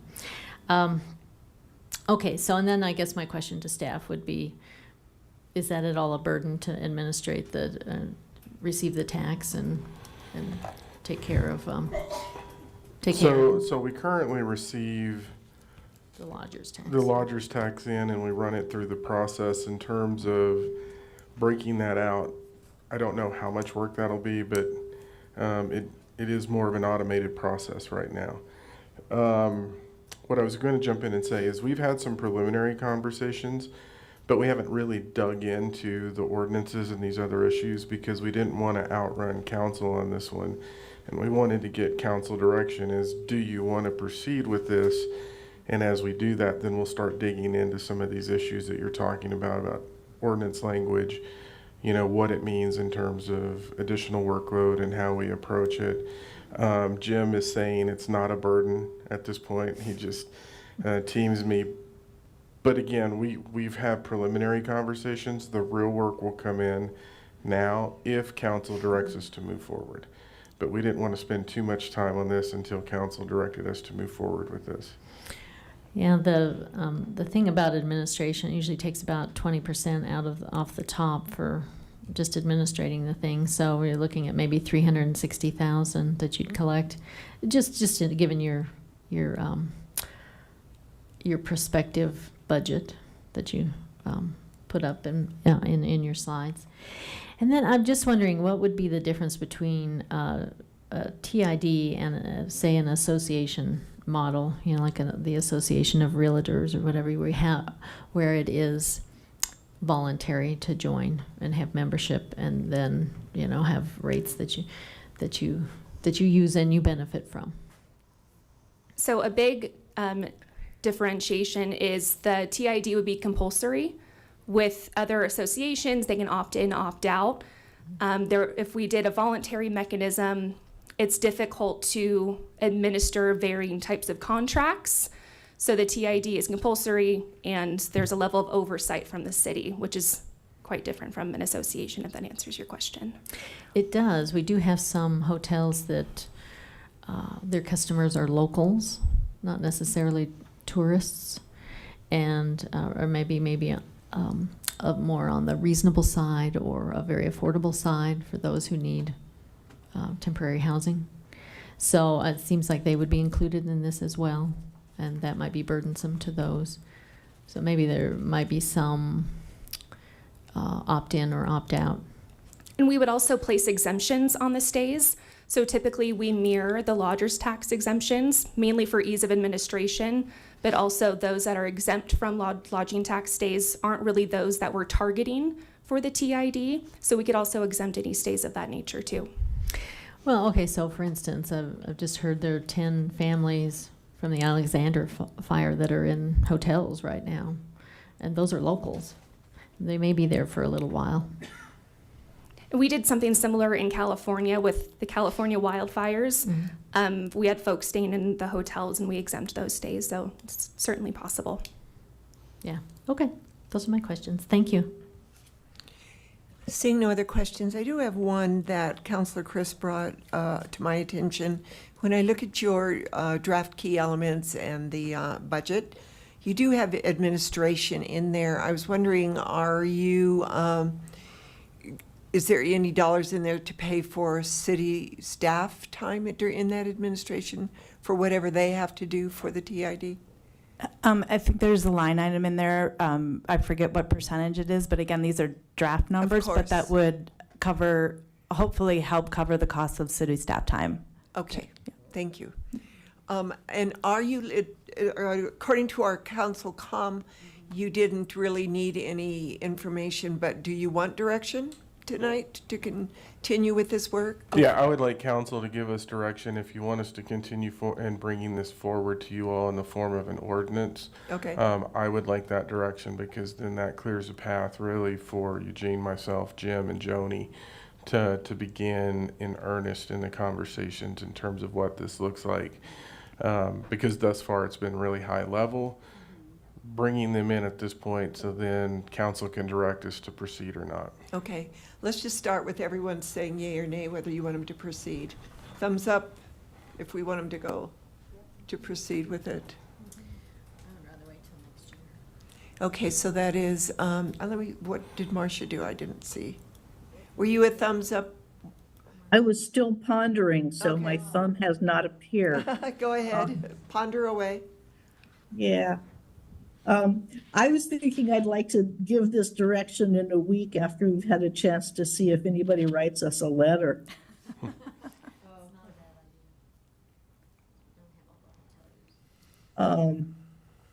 Yeah.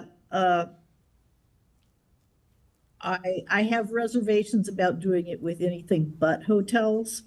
So, I'm concerned about how easy it is to go to the next step, I guess. But I guess I'll vote yes for taking it to the next level. That's a good point. And Sarah, can you address that? The next step in the ease of bringing in short-term rentals, would that or would that not have to come back to council to okay? That would need to be written into the ordinance, but if if short-term rentals or any other kind of sector wanted to be included, we'd have to amend the ordinance. And that would come back. Any change to this to include any other group would have to come back to the city council for approval. Okay. When they talk about the enabling ordinance, it just says other groups can be involved in this. It's the ordinance that activates it that then creates that for other organizations, and that will require council approval and 2 readings and conversations with the group. So Okay. there is a process that they have to go through. It's not something that you can just snap your fingers and bring in other people. Okay. Councilor Martin, did that alleviate any of your anxiety, I guess, about? Well, we'll have to see what the ordinance looks like, but I guess we would, Of course. I'm willing to see a draft ordinance. Okay. Thank you. So, Councilor Christ, are you still wanting to wait on this, or until after the budget you would like to wait? Councilor Christ, then I'll call on you. Yeah, we're just giving direction. Okay, so I Yes or guess no? I would like to wait until after we've gone through the budgeting process, just for ease of staff. We'll have a better idea of what we're working with. And it gives you, as an organization, time to work on the ordinance as well. So you do have your directions. It's 6-1 to go forward. Continue your work. Thank you very much for your time, Mayor and council members. Thank you.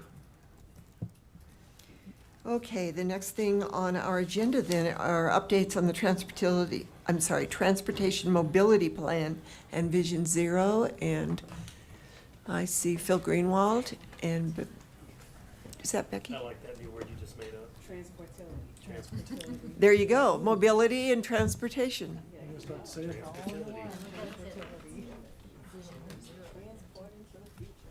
There you go. Transportility. It's weird. Got shut down.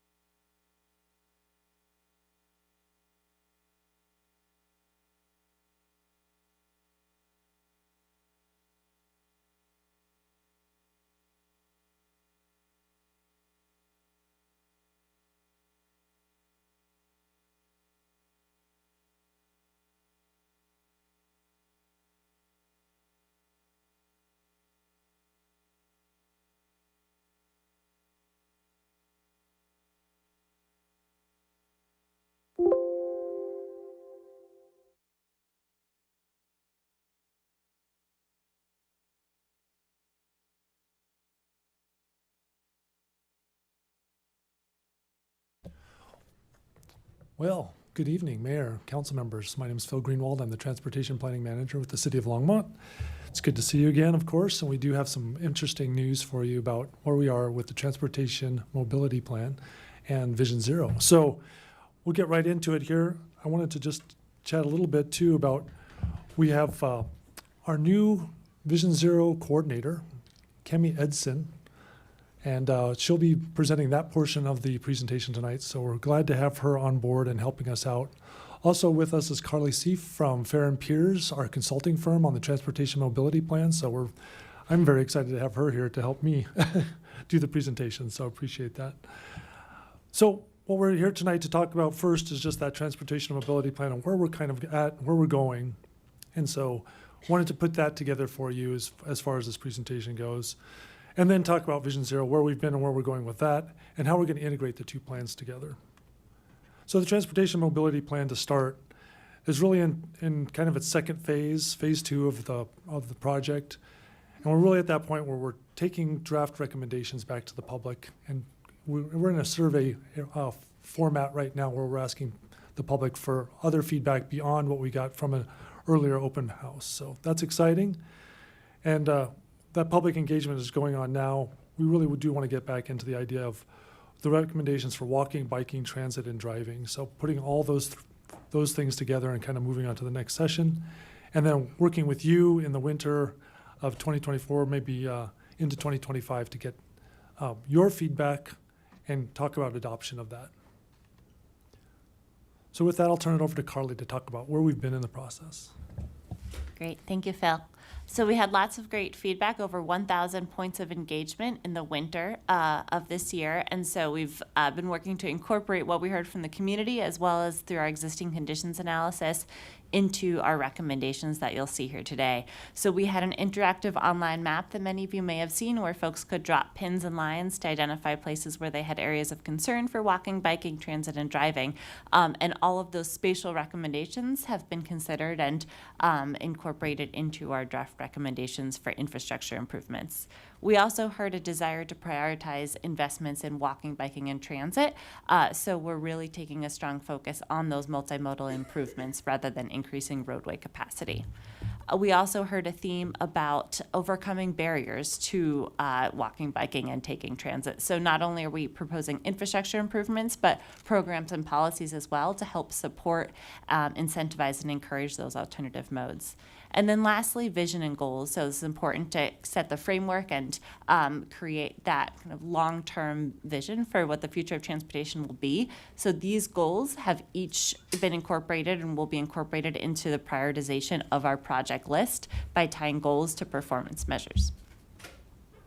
So I'll walk through each mode and at a very high level talk about our data-driven and community-based process for identifying recommendations to help achieve the goal for that mode. So for walking, the goal is to complete the sidewalk network by filling in gaps in sidewalks for where there are missing sidewalks and upgrading sidewalks that are deficient. So they're either too narrow and they don't meet the Americans with Disability Act width, or they don't have that right grade. So there are cracks, which makes moving in a wheelchair or in a stroller more difficult. So our process is to prioritize locations to upgrade sidewalks that are deficient and to fill in missing gaps. So in the next slide, you'll see our results of our analysis where we prioritized different locations in the city. We used key destinations, so things like parks, grocery stores. We used equity indices and as well as the volume and the posted speed limit on streets. Do the streets have transit in order to kind of rank different corridors. So as the city gets funding, they know where to invest that funding first to complete the sidewalk network. Moving on to, oh, sorry.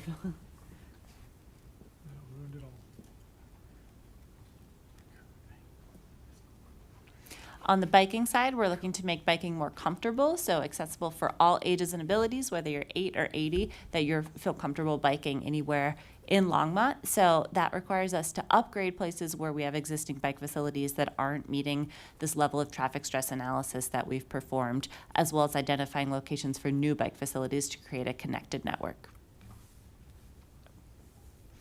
So here's our draft network. You'll see some pictures on the right are showing facility types that we're vetting through the community to make sure that members of the community feel like protected bike lanes. That top image are appropriate in Longmont for higher speed, higher volume roadways, and that has that protected vertical barrier between people biking and people driving. And then the image on the bottom shows a neighborhood bikeway. So this is on low speed, low volume local roadways where bikes will share the roadway with vehicles. So we want to make sure that that network is complete and there aren't any missing gaps and the facility types are appropriate. And then on the transit side, we want to make sure that people can travel by transit conveniently and reliably in Longmont. So our goal here is to identify priority corridors for investing in local fixed route bus service. So we're acknowledging that there's a lot of investment in transit currently. On the regional side, there's First and Kaufman, Maine, BRT to Boulder. So really great kind of movement happening. On the other side, on the kind of neighborhood scale, great work on the microtransit launch coming this fall. I know in our community outreach, folks are really excited to see microtransit. It's really that space in the middle, the local fixed route service, where we want to focus additional recommendations. So we're seeking feedback from the community now about what corridors they want to prioritize additional fixed route transit service on that can be more cost effective to move large amounts of people than maybe that microtransit service would be. And then the other, one more thing on the transit side, we heard from the community that they want to see increased frequency as well as increased span. So that means more service either in the early mornings or in the late evenings on certain routes. So we're honing those recommendations through this next round of feedback by asking people which routes do they want to see more frequency on and what times of day do they want more service. We also did want to be very clear that microtransit is planned to starting in September. So we are starting that microtransit service in September. It'll cover the entire city, the whole planning area. We're also talking with RTD about giving us permission and getting some feedback on serving I-25 and 119, so we can get to that new mobility hub that's being built by CDOT right now. But we have to make sure we can use RTD money for that. So. Hold on, Phil. Part of that is also when Phil created, when they went through the, what was the process we used? We use the Best value. BVA, sorry. BVA. The BVA approach. One of the things that they did in this is actually give us the ability to utilize this contract with other governmental entities. So in the event that other governmental entities want to participate, because of the way they bid it out, they can piggyback onto this contract, which does give us the ability to really, over time, look at a more regional microtransit approach. So I know, Mayor, you and I have talked to others. Once they're done with this, we can really officially start talking about how other jurisdictions can piggyback on this bid.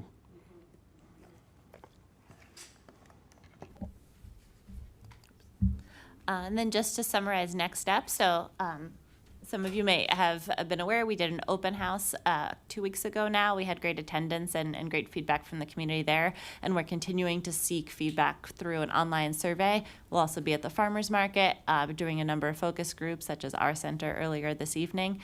So looking forward to continuing to gather feedback from various members of the community through both online and in-person events. And then, as Phil mentioned, end of 2024, early 2025, we'll be finalizing the plan. Alrighty. Thank you. I'm going to take over. Thank you, Mayor and council members, for having us come and give our first official Vision Zero update.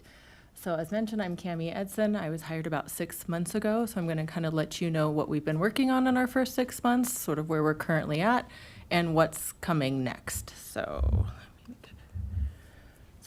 as you know how we got here, last year you all adopted a resolution in October to adopt Vision Zero as a way to sort of lead our future transportation management system.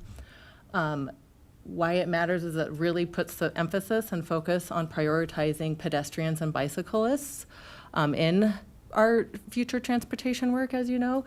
And that is not something that has historically always happened in transportation planning.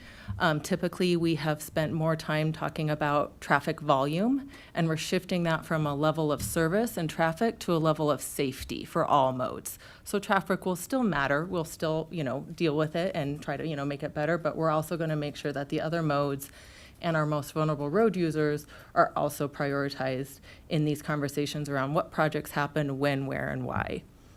And the goal, as you know, is we have set as a city to reduce our fatal and serious injury rates to 0 by 2040. That is what the program has been tasked to do, so we will work on that. Just a little bit more, this slide shows somewhat of what the traditional transportation management system has looked like. And across the country, from the federal level to state level to local levels, we are shifting funding and prioritizing and recommendations and guidelines and standards to really focus on this new safe system model. To give you an example, this is what the safe system model is. And this is how we will do or operationalize Vision Zero. On the outside, you'll see there's 6 elements or 6 strategies of what matters in Vision Zero, which is really that death and serious injuries are unacceptable. In the traditional transportation model, they were seen as inevitable. We are now saying they are unacceptable. Humans make mistakes. That is true. They are vulnerable, so we need to make sure that we build in protections and redundancy in protections. So when one system might fail or something happens, there still be some additional protections for those vulnerable road users. Responsibility is shared. It's something that internally we've talked about the Vision Zero Center of Excellence, and that we will be working across all of the departments within the city and all the different working groups to include them in learning about what Vision Zero is and being a part of the conversation of designing how do we want to transform our transportation management system, and that all of our different groups will be involved in that. So more to come on that. It's shifting from being reactive to problems to being proactive and trying to prevent problems. So we will continue to deal with issues as they come up and kind of be in reaction. Always, that will always be needed, but we're going to put more emphasis and additional resources on being proactive and looking at what are these systemic approaches that we can apply to prevent similar situations happening in other parts of our community when they happen somewhere else.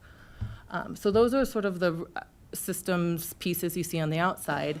How we will do Vision Zero, it's really organized by the SAFE system, these 5 buckets you see on the inside. Looking at safer vehicles, safer speeds, safer roads, post-crash care, and safer people.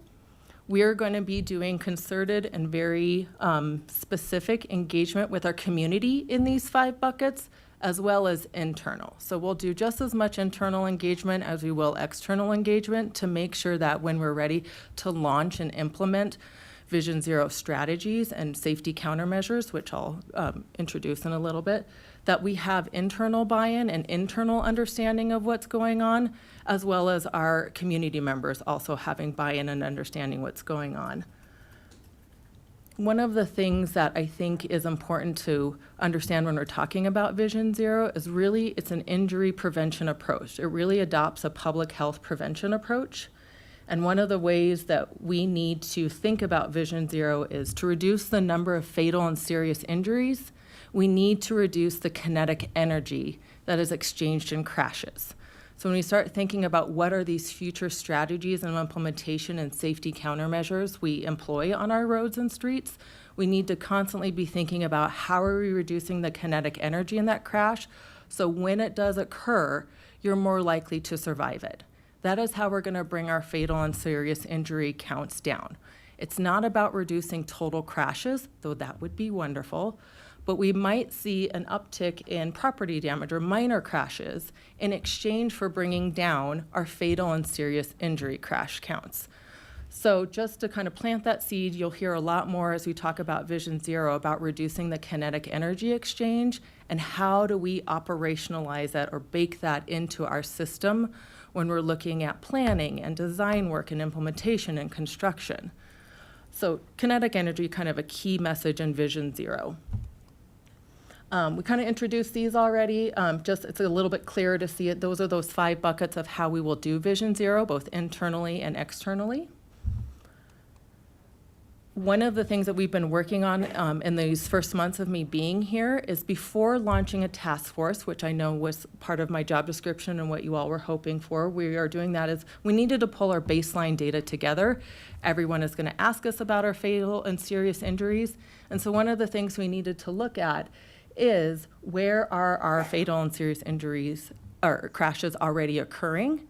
So what we've been working on is creating 2 new maps. This is one of the first ones. The hot spots, the more yellow you see, is where we have more density and fatal and serious injury crashes occurring. This map also looks at our total number of crashes or fatal and serious injury crashes.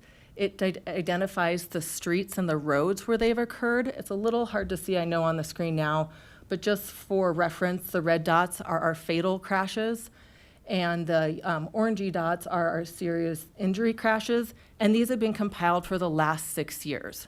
So this is what we're using as somewhat of our baseline data, our statistics. So from here, we'll be able to use this as a measuring point moving forward of are we adjusting our data.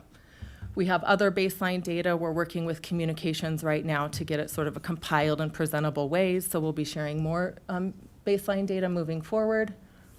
But just so you all know, we are already working on getting an action plan pulled together. These first 3 let me back up a second. action plan components to make us eligible for future funding, whether it's from the federal or the states. They're basically saying, please have these 8 components. So we are going to make sure that our Vision Zero action plan covers the new kind of standard required components. We've already started working on the first 3. They're almost done. They're in draft form. The rest of them have all been started. There's been progress being made. So while we won't necessarily have our action plan done until we go through the community process and the process with staff to do on the engagement, just wanted to let you know that work has begun in all components of the action plan, and we will continue to see those through. I mentioned proven safety countermeasures. One of the things that we are going to look at is when do we apply each of these countermeasures, at what level of road type, what conditions. We'll be looking at our current design standards, build standards. They may match up already, they may not. So we'll be coming through and working with internal staff to propose what potential changes we might need to make sure that we are using these safety countermeasures as appropriate and when justified, I guess is the right way to say it. So I'm going to turn it back over to Carly to talk about how we're going to feather our Vision Zero plans together with the TMP. I'll turn it over to Phil. Oh, Phil's going to do it, sorry. And I'll play the part of Carly then. Yeah. Anyway, we're going to integrate the plans. Please be patient with us and understand that we are going to put these plans together once we're done. We need to be done with the TMP first. As you see, that's going to be later in the winter, and then we're going to get going with the action planning piece of Vision Zero. But we are going to feather these together. They're going to be placed together and work together on in that way. So I just wanted to kind of go through how that's going to happen. We're looking at the Transportation Mobility Plan, or the TMP. It's really that higher level vision of the city's transportation plan, and it really talks about multimodal travel and how we kind of separate those modes and get people across town in those different modes. Vision Zero dives deeper into the safety and equity pieces of that, but please know that we'll do that in the TMP as well. But it gets a little gray there between the two plans, but we are putting them together. They're both plans are data-driven and community-based, so we are working with the community on all these different things and using the data behind it.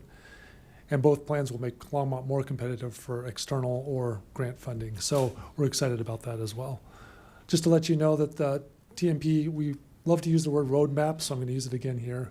TMP loves or identifies the roadmap, while Vision Zero gets us there safely. So those are kind of those pieces of putting all these things together. The tough one that I'll have to just read is Vision Zero will provide details on transportation system safety, prioritizing initiatives benefiting severe injury locations and vulnerable road users. So we will have those additional policies and the projects and the programming that go with the Vision Zero that'll be more robust and more detailed as we move along through that.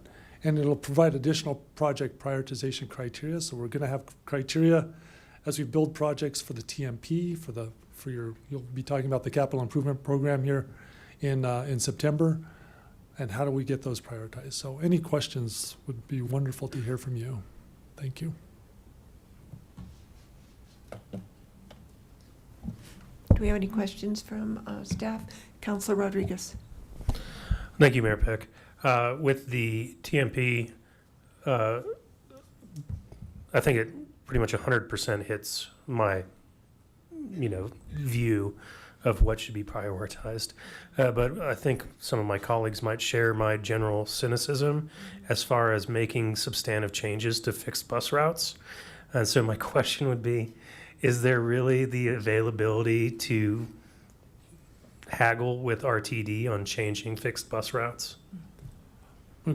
Great question, Councilmember Rodriguez. And I do want to kind of go to the point of, I probably lean too much on it, but microtransit is one of those things that we're going to do as a city with a third-party vendor away from RTD, and it's going to fill in all those gaps that we've kind of looked at throughout the history of transportation mobility plans. We've called them different things in the past, multimodal transportation plans and things like that, but there's always been this gap to get people to those services, and so we think micromobility will help us with that. Also, with Bus Rapid Transit coming in 2027 from RTD, they are working to get us additional bus routes, one that goes out east to all the different neighborhoods out there, as well as the Walmart that's on the east side of town within within Weld County, but also within the district. So that's one that we can work on. So there will be some changes from RTD, but I think our changes from the city of Longmont are the ones we'll lean more heavily upon. And if I can jump in, one of the components of this, when I've had conversations with Deborah Johnson, is again RTD's funding. They put funding in for the first 3 years. I think everyone's incredibly interested to see what does microtransit do for the broader transportation route, and does it create the opportunity to have that conversation, because it's filling a void where we have limited ridership on certain routes. And my conversations with them they're definitely interested in seeing it and willing to have a conversation as we learn through the impact of microtransit in our community. So I think, is there an opportunity? I think they're willing to talk, but I think it's getting the data from microtransit and the other things that will help us in that conversation. So just say in concept, with microtransit rolling out in September, will there be kind of alterations in the functioning of it so that you can check the data as to what the actual desire is for, say, expanding the time frame to later routes and earlier routes versus, the standard probably business hours that are currently run in our fixed bus route system? Councilmember Rodriguez, yes, the idea is that there's going to be a very dynamic dashboard that's going to be public facing, so people can look at it. Anybody can look at it. I'll be looking at it hourly, probably, but we'll be checking to see how that ridership is going throughout the day. And exactly to your point, this is a dynamic system. We're paying a certain amount at this point. We have other people who want to put other dollars in to make it work at different times of the day. So those things are being talked about right now, but we do have it's a dynamic system that can change with demand. Yeah, I'm super excited about both the TMP and the Vision Zero stuff. So great, good stuff. Great work.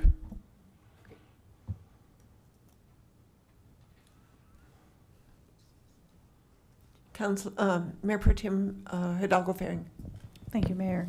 I have a question, and it was back to addressing the, I believe it was the map, the heat map that had sections for underserved communities. So if you can go back to that. Go back to that.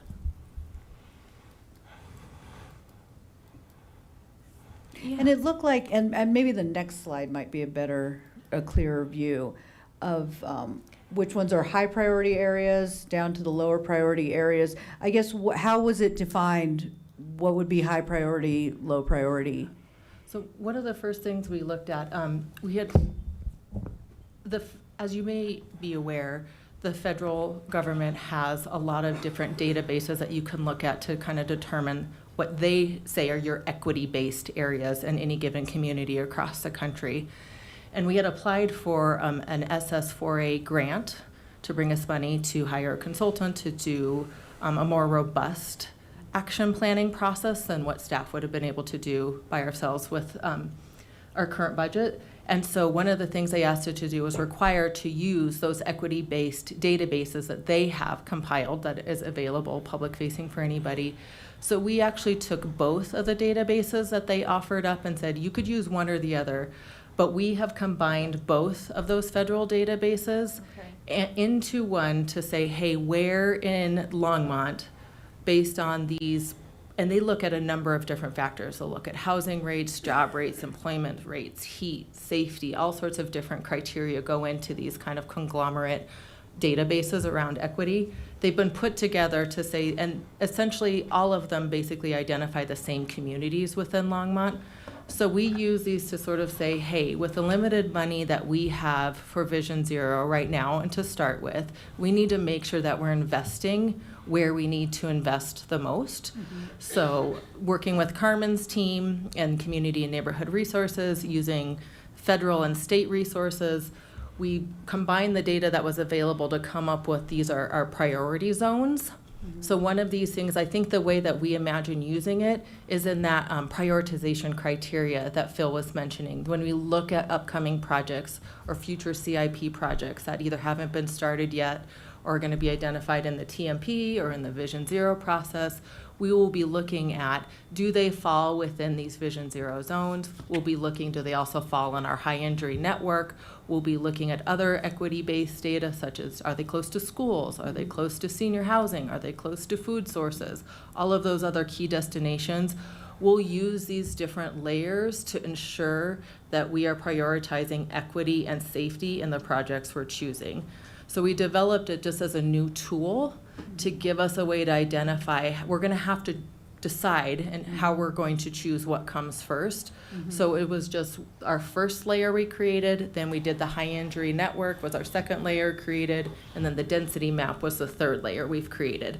So we'll keep doing more with mapping so we can better understand where do we start and where should we prioritize. But it is a conglomerate of a number of federal resources on equity that we put together to identify these Vision Zero zones. Okay. So, because I look at, where the high priority zones are, with the exception of there's south of 23rd, the really high, the dark color ones, I mean, that's in my ward. And, looking at, in speaking with residents over on 11th and Gay, there's been a lot of concern. So those areas would be looked at first, is that, or? And just to clarify, all of these are high priority They- zones? yes. Yeah, not one necessarily. So they are shaded just based on the outcomes that came, the number-based value. But Okay. it doesn't mean that we can't look at projects in other places, or that might be in the lighter purple, Okay, purpley bluey yes. color versus the darker blue. Okay. I think we wanted to just help narrow where do we start. So it We'll be isn't that looking- one has more need over the other, as far as the difference in think- color? I think what we're really trying to do is start that conversation with our task force and start Okay. to talk about different elements that might be part of that conversation and what the community wants to see us Sure. kind of focus on as well. So for example, 21st and Main is a project that's just about to kick off. We can look at this map and say, obviously 21st and Main is falling in a high, or in one of our high priority zones.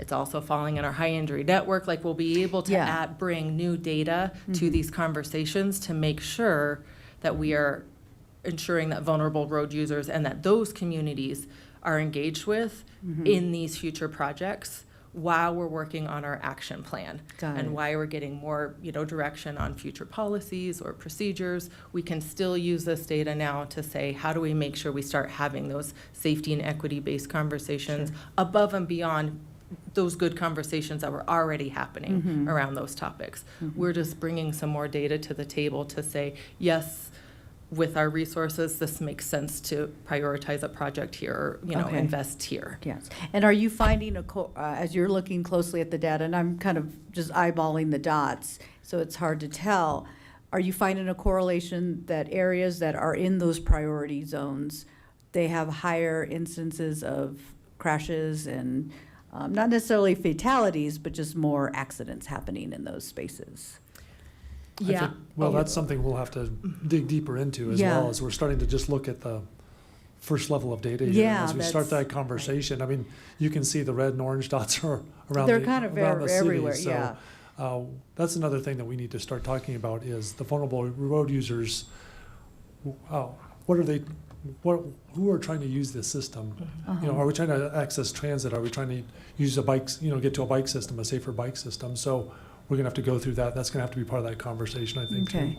And I think a lot of those conversations will be who's using it now and who's not using it now and Okay. why, but maybe would want to with improvements, right? That the usership will hopefully change the more Change. comfortable and safer we make it. Sure. Okay. Thank you. And to add to that, it's as we take more of a systems approach to this, it's a layering of other resources that we have to pull data out and understand what's going on. So we've replaced our signal. We're in the process of replacing our signal system.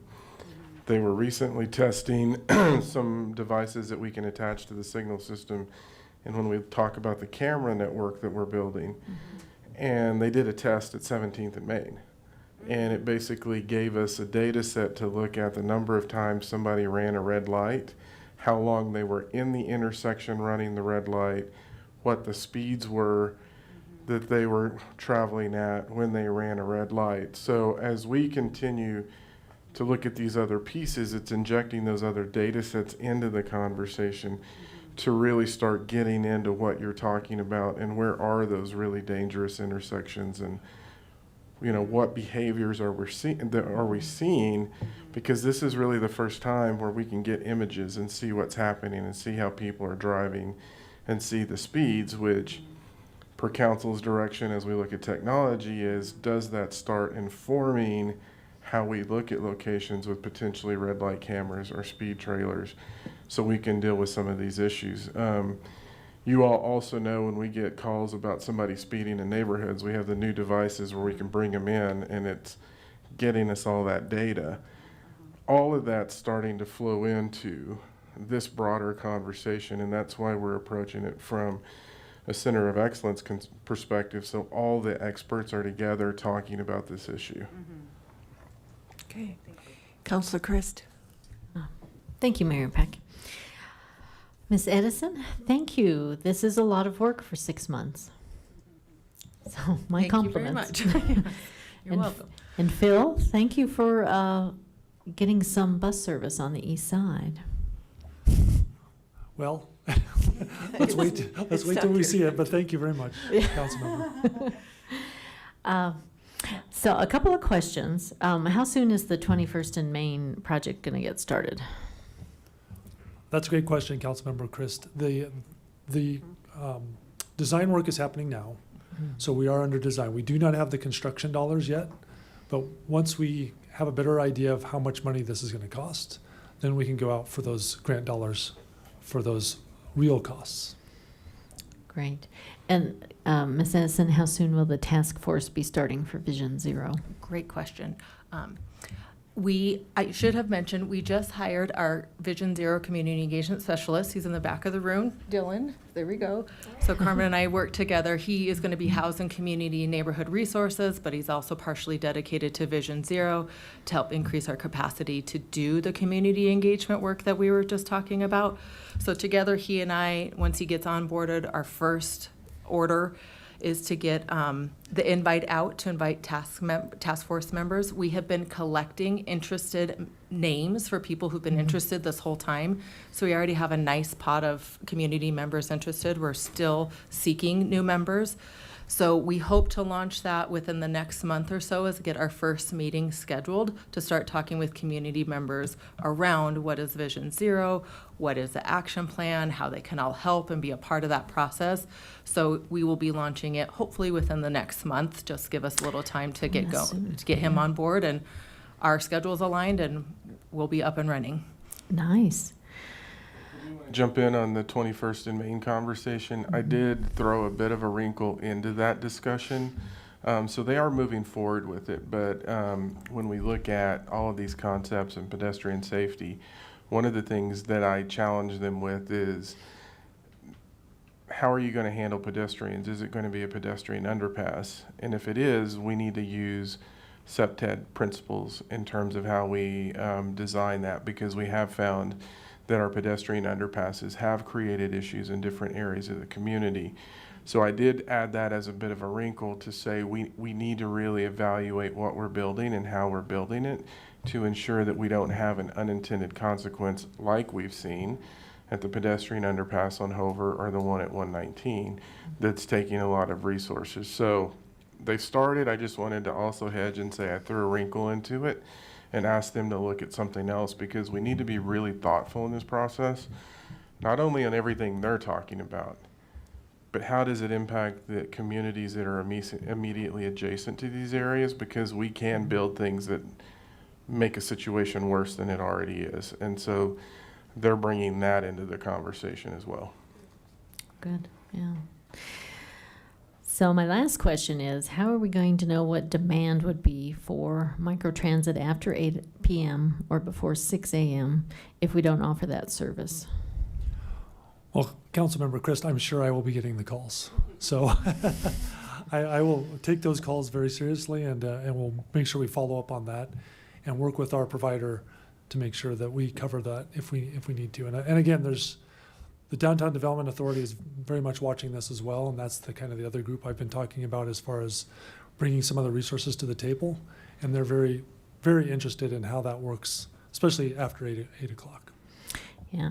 Yeah, I think it's a great idea to get other municipalities involved as well. So we're on the right track here, I think. Very impressed. We don't want to talk about track. Okay, we don't. Yes, we do not want to do that. Good catch. It doesn't look like there are any more comments or questions, and you don't need direction tonight. Cammie, welcome. That was a great presentation. Hey, thank you. Happy to be here. Yeah, thank you very much for this. Very interesting. So we are now on our very last agenda item, which is public educational and government programming services.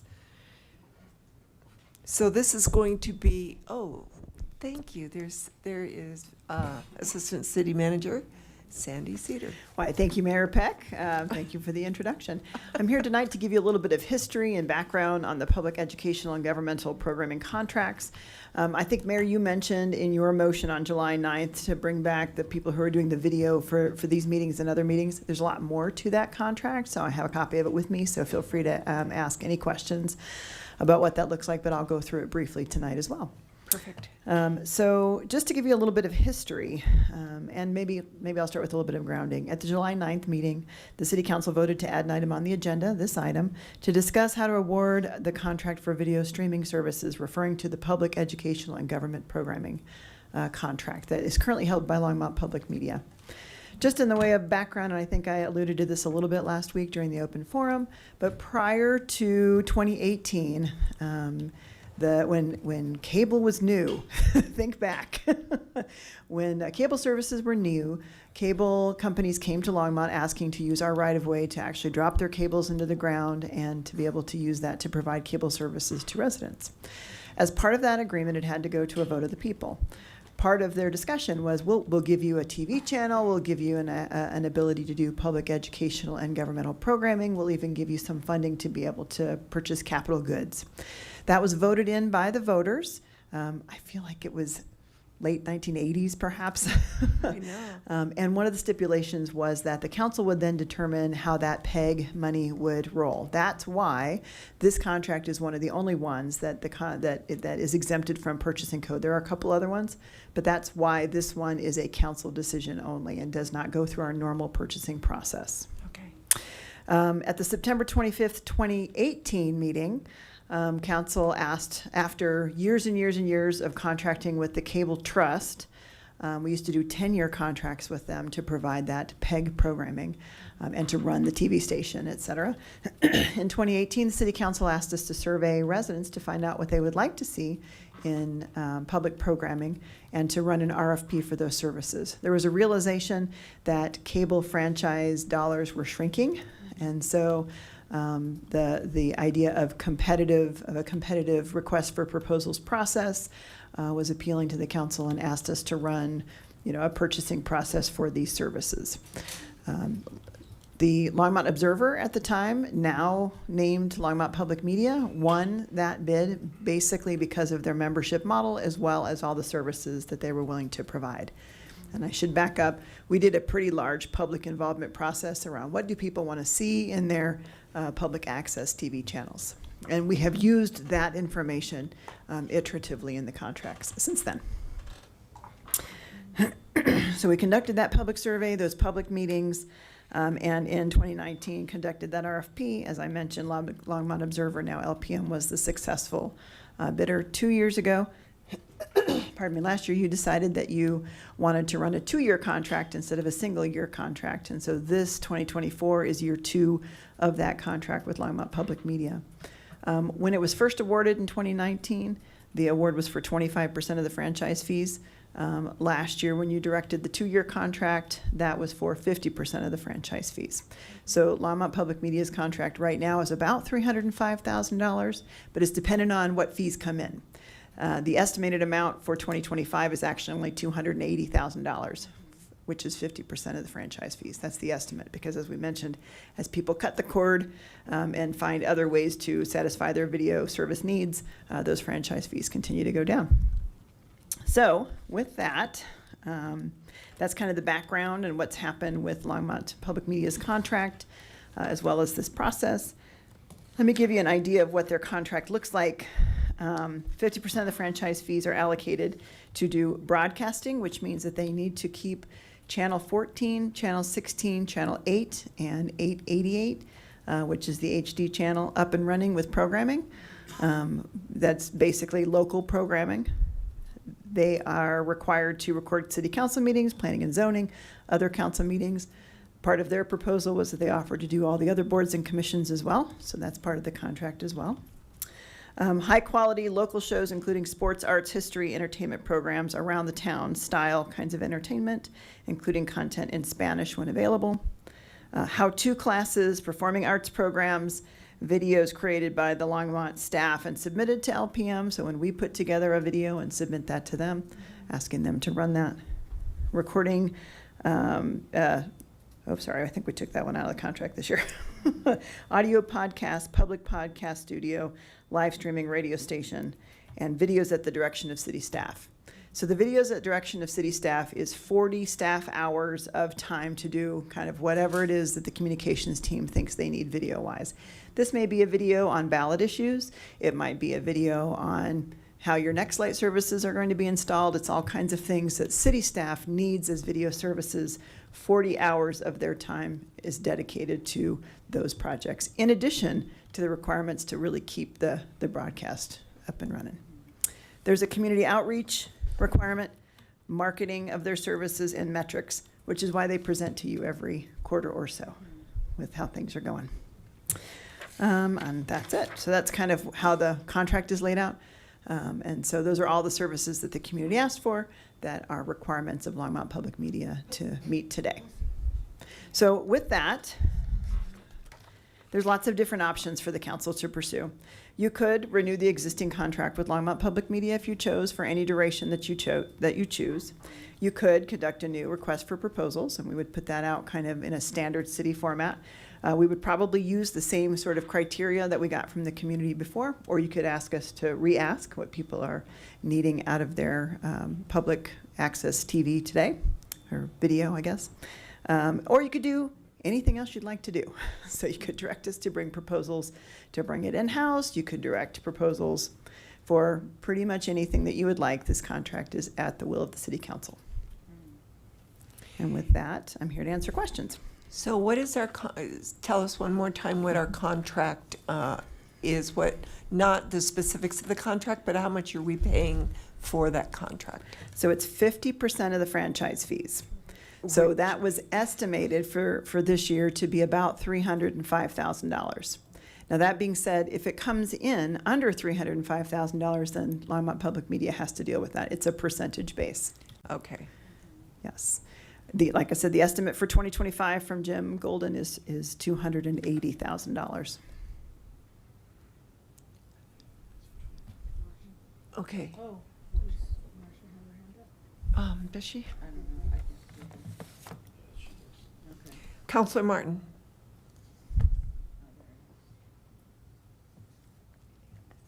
Thank you, Mayor Peck.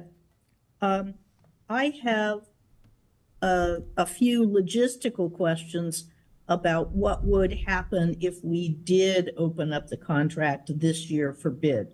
We're fairly late into the budget season. And so I hope Sandy remembers, it seems to me that both the process of producing the RFP, which could be simpler here because we have one,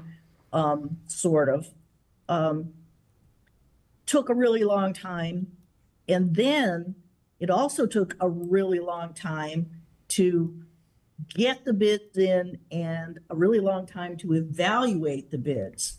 So it does not seem feasible that if we, even if we rushed an RFP out by just saying, let's keep the same one we had before,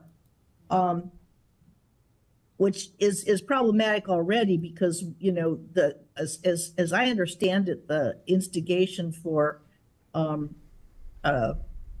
putting out a different proposal was a request from Tinkermill, and it was a much smaller scope of services than what the existing contract offers. So it seems funny, although I be fairly satisfied with keeping the same RFP if we had to do that. But my real question is, how would we expect to get this whole process done before the end of budget season in time to award the contract to the new to the winner, whoever it might be?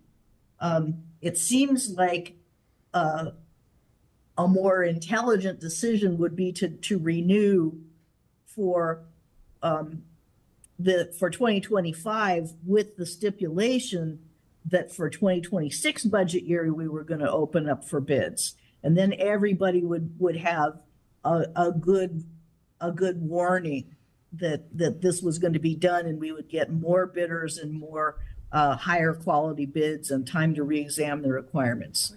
So, but that's just a suggestion. I also did have a question about the contract that, Sandy, I don't think you mentioned, which was the lease on the Carnegie building. Because that building is provided, I don't remember the amount of the lease, but it's like a $10 a year lease or something. And the LPM pays some of the shares some of the expenses with the city of managing the building. So if that lease went with the package and LPM didn't win, LPM would be done. LPM would have no place to go. And while it does generate revenue, because that's part of its, its charter, is that it has an increasing revenue, and it has done, considering the pandemic in the middle of the whole thing, a decent job of increasing its revenue over the years. But if it lost that lease, it would be extremely hard for the organization to go on. So what's the deal with, can you explain the details of that lease, and would it at least be possible to sever that award in recognition of the other kinds of services, diversity and inclusion and neighborhood coherence and all of that stuff that LPM provides as a public good? Thanks, Councilmember Martin, Mayor Peck, and Councilmember Martin. To answer the question as far as the RFP goes, Longmont Public Media has this current contract until December of this year. That's the current contract. The current budget, ongoing budget, is 50% of the franchise fees. And so approximately in 2025, $280,000. So to some extent, it's agnostic from the budget unless you wanted to increase the budget. Now, I think that Longmont Public Media has asked for an increase in the budget for this contract. But if you chose to put it to RFP, we put things to RFP all the time that are agnostic of the budget, because we're talking about a contract that would start in January of 25. So you would set the budget, as an example. If the current ongoing budget is that $280,000 or 50% of the franchise fees, we would do the RFP on that with the goal of awarding it by January of ready to start in January of 2025. So it would not necessarily be involved in the budget process, except that there is certainly the request that LPM did make for 100% of the franchise fees. So that is a budget request at this time that Harold needs to consider as he's looking at all the budget revenues and challenges of this year. So can I ask a question here then? And then I'll answer that. That's question too. There's some more questions to be answered here, Mayor Peck. Can you address that, Harold, please, as far as the budget is concerned this year? Yeah, so I've talked to some of you all about this, and we've hinted to the fact that this budget's going to be extremely challenging. It is going to be more challenging than I think we even thought heading into this. I can tell you that today I've made the decision not to fund any level 2 requests that are coming in from the organization, which means that this request by LPM is technically considered a level 2 request. And we're just not going to be able to fund that additional 50% in part of this budget process. When we look at the situations we're going to have to deal with, as I look to the future in this, giving you a hint of what you're going to see in 2 to 3 weeks, is we're going to have to, over the next week or two, make some really significant decisions in terms of how we approach things. I've actually convened my direct reports tomorrow morning at 9 to start that process. But it's a challenge. And it's definitely related to the property tax reduction. And as we look at our chart over here to the right of me, I'm anchoring into core services as we look at the budget that we're going to present to you all. Mayor Peck and Councilmember Martin, let me continue with my answers around the Carnegie Building as well. Thank you. So the Carnegie Building has been kind of a lockstep, but they are two separate agreements. The City Council, again, this is a city-owned building that we do lease to Longmont Public Media for $10 a year. Before that, we did lease it to the Cable Trust, Longmont Cable Trust, as they produced and broadcasted Channel 8 programming. So we've kept them in lockstep, but they are two separate documents. So you could sever the lease document if you chose to from the contract, if you wanted to. But traditionally, we've kept them together so that the broadcast area has a home to be able to broadcast from. Okay, and then the last question, again, logistically, the process, as I recall, took much longer than we have between now and the end of the year, leaving aside the budget. How would we get it done? Yes, Councilmember Martin, you're right. That process took an awfully long time. Part of it was because we did 3 months of public involvement as well. My guess is, and I think that Longmont Public Media has also done similar surveying, continual surveying, is that we use the data that we have today instead of doing a 3-month public process to find out what people are looking for. I don't feel that necessarily those items have changed tremendously, and when they have, we've incorporated those into the contract. So if we don't have a public involvement process and are able to just use the data and feedback that we have today from residents, that would certainly shorten the process. I feel like it would be tight, but we would be able to award before the end of the year. Okay. Well, that answers my questions. It So does yes, depend. the council could sever, and yes, you think it could be done. I do, but I would say it depends on how quickly the council decides to make a decision. Right, and yeah, the other concern that I have is the quality of the outcome.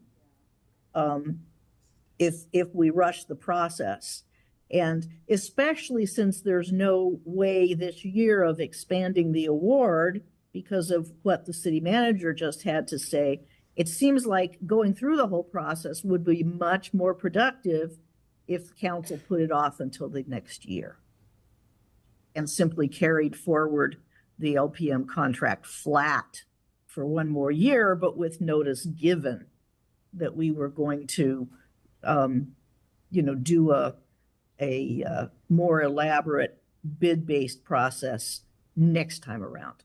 That just seems to be, under all of the circumstances that we have, it seems like the smartest thing that the council could do. That is how we did it last time as well. Council made the motion in 2018. We ran the public process and RFP in 2019 for an award in 2020. That's what I recalled, but I was not confident enough to say it. I looked it all up. Thank you.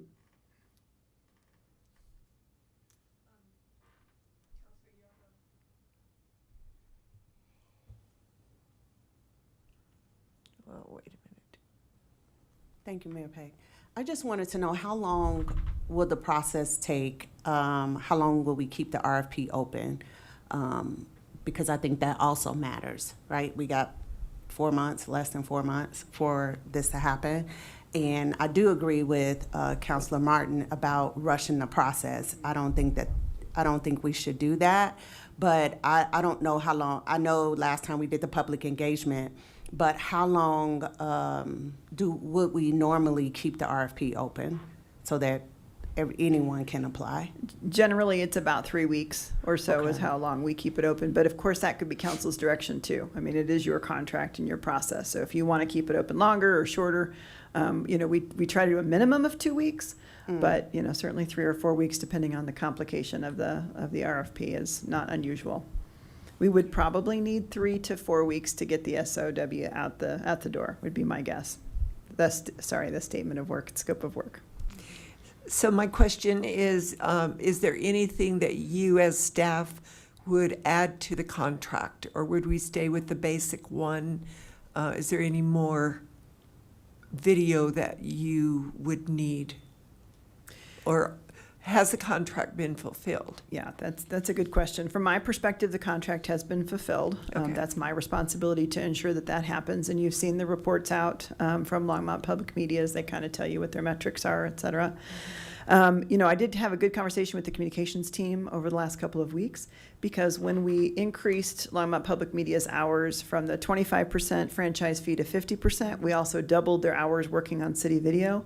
And what I'm finding is that partnership works well, and there's not enough city staff resource to continue to, help with production and ideas and things like that.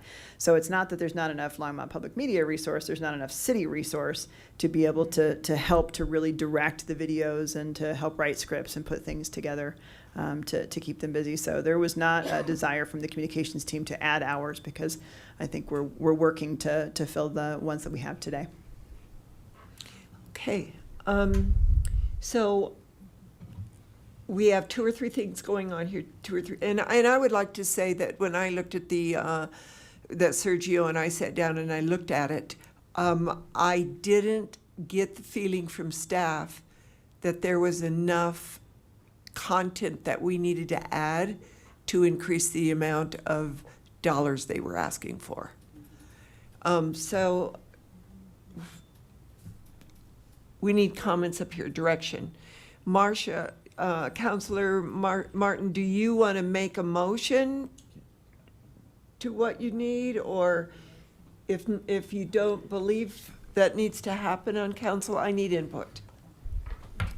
Well, I am willing to make a motion that we continue the contract on the same terms as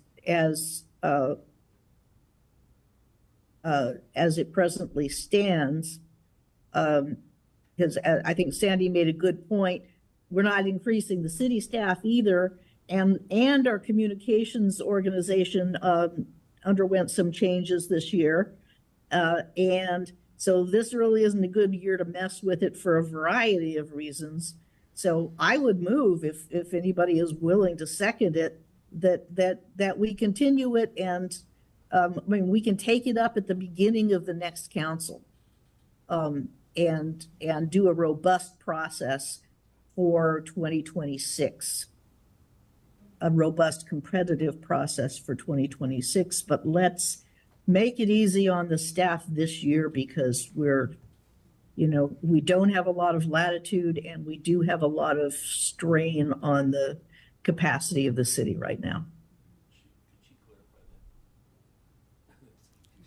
I don't know. Can you give me a one-line motion here, Marcia? I move that we continue the existing contract for 2025 and resolve to put it out for bid for a competitive bid in 2026. Okay, thank you for that. We're going to put it on hold because that was my error. We're only giving direction tonight. So, you can do a motion. to Okay, give well, direction. anyway, can do that a would be motion my and direction. direction anyway. okay, hang on, Marcia. Yes. Sorry, Mary Peg. I'm getting different comments from counselors up here. So. You can make a motion to give direction, because you're not awarding the contract tonight. We will bring it back in a regular session if that's the Correct. case. If that's the direction you give us, then we would bring it back in a regular session. Mayor Pro Tem Hidalgo Ferry. Yeah, I think before we go on with the motion, I would like to kind of get some more feedback from council. So I agree that we do need to add it. There's a lot of echoing, isn't it? Yeah, I'm hearing that as well. I can go Okay. turn that down if you'd like. Okay. Oh, it's you? Okay. And Mayor, I see Eugene saying, was there a second? Is there a second? No. Not yet. So we Okay. need to discuss it if there's a second. Well, I'll second it, and then we can, so then we can have discussion.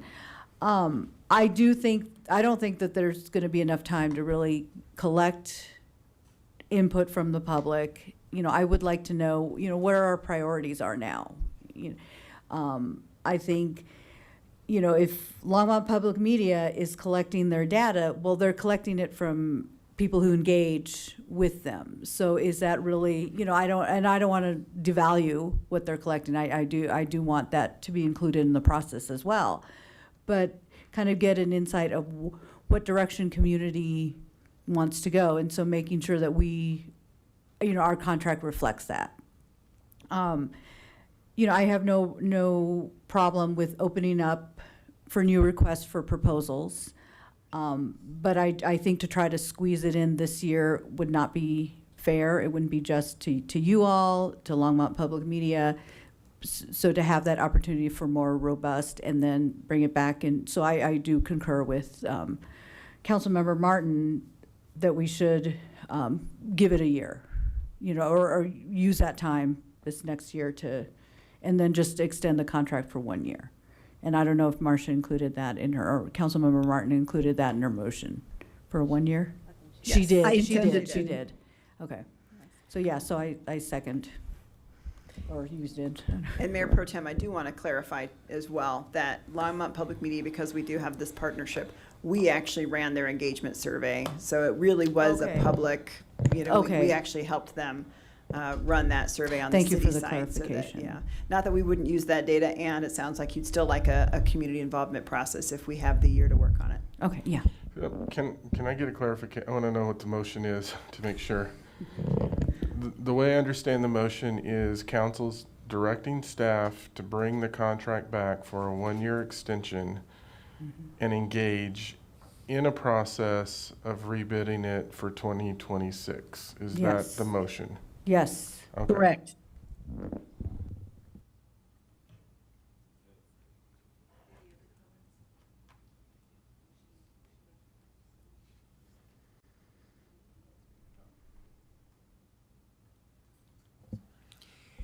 Okay, so that motion's been made to bring renew the contract for 1 year with LPM with no changes in it. And they would still just get 50% of the franchise fee, whatever that happens to be. I do want to remind them, though, that even though they are not renting that building, it is a part of the contract. And it's probably $40,000 or more that if we rented it to them, it would be expensive. And we are paying utilities as well. So that's quite a addition to what they're doing.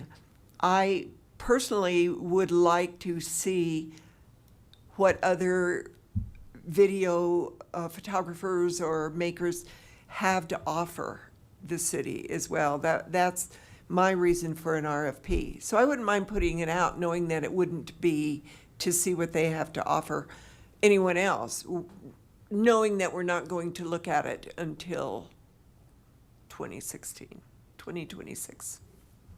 So that's it? Nobody else has comments? Oh, you do? Oh, I'm sorry. Councilor Yarbrough. So, speaking on the lease, so what will happen to LPM if it was awarded to someone else in 2026? I know you said those are two separate contracts. So what will happen at that time? It would really be up to the city council to decide what to do. Their lease ends at the same time as their contract ends, so the council would decide what to do with the Carnegie Building. The only technical thing I would say is that I believe our head end for the Comcast feedback is at that building, which is why it's always made sense to grant it to the people who have the contract for the public and educational and government funding.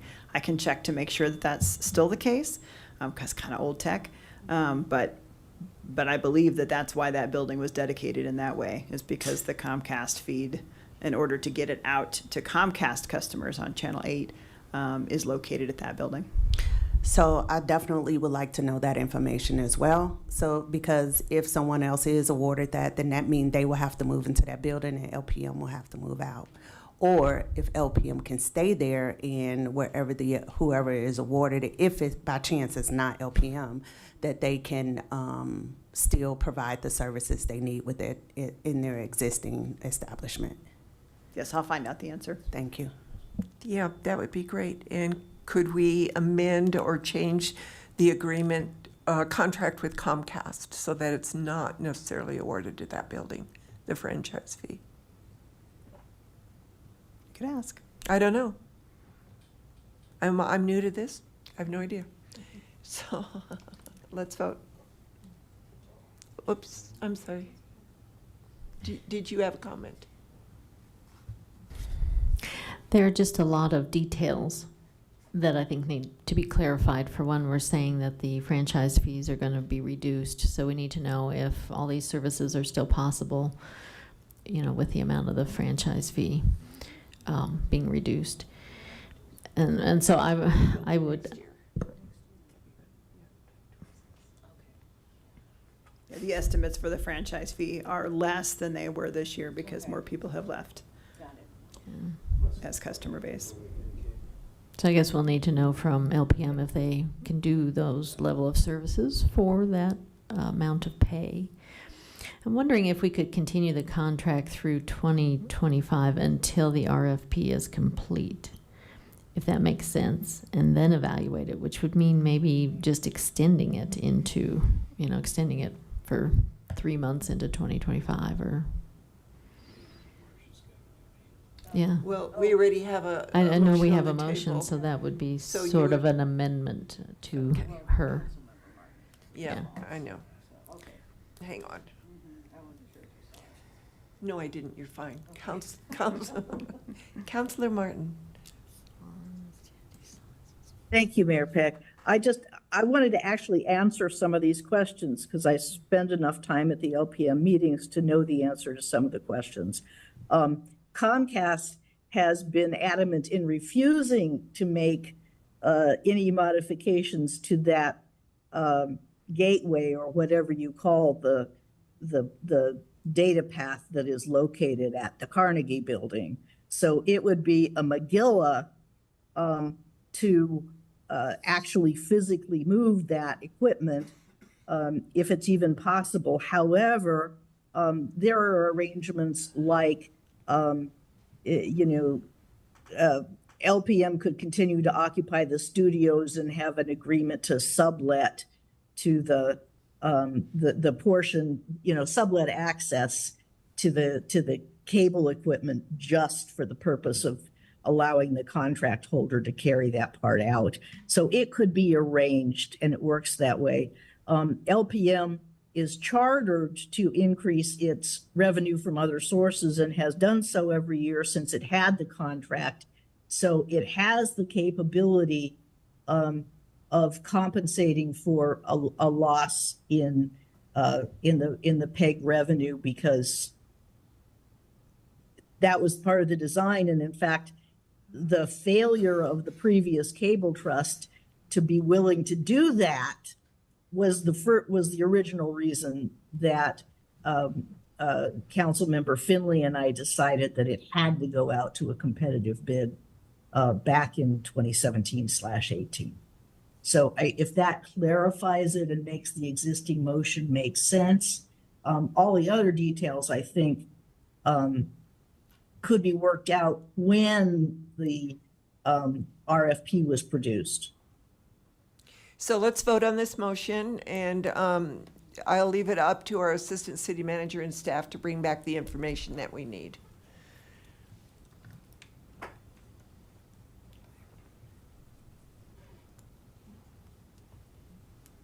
Who are we waiting for? Okay. And that carries unanimously. Thank you. Thank you.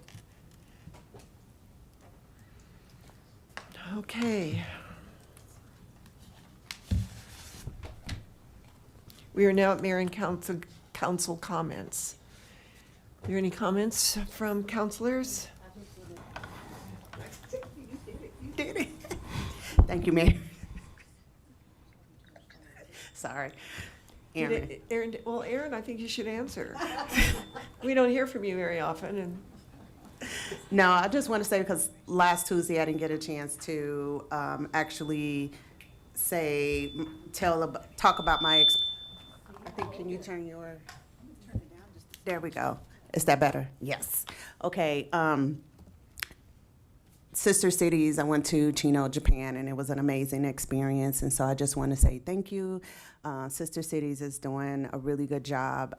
Chino, I did talk to the officials there. We had a 2.5-hour meeting with the city. Well, I had a 2.5-hour meeting with the city manager and other city employees, and also the sister cities there.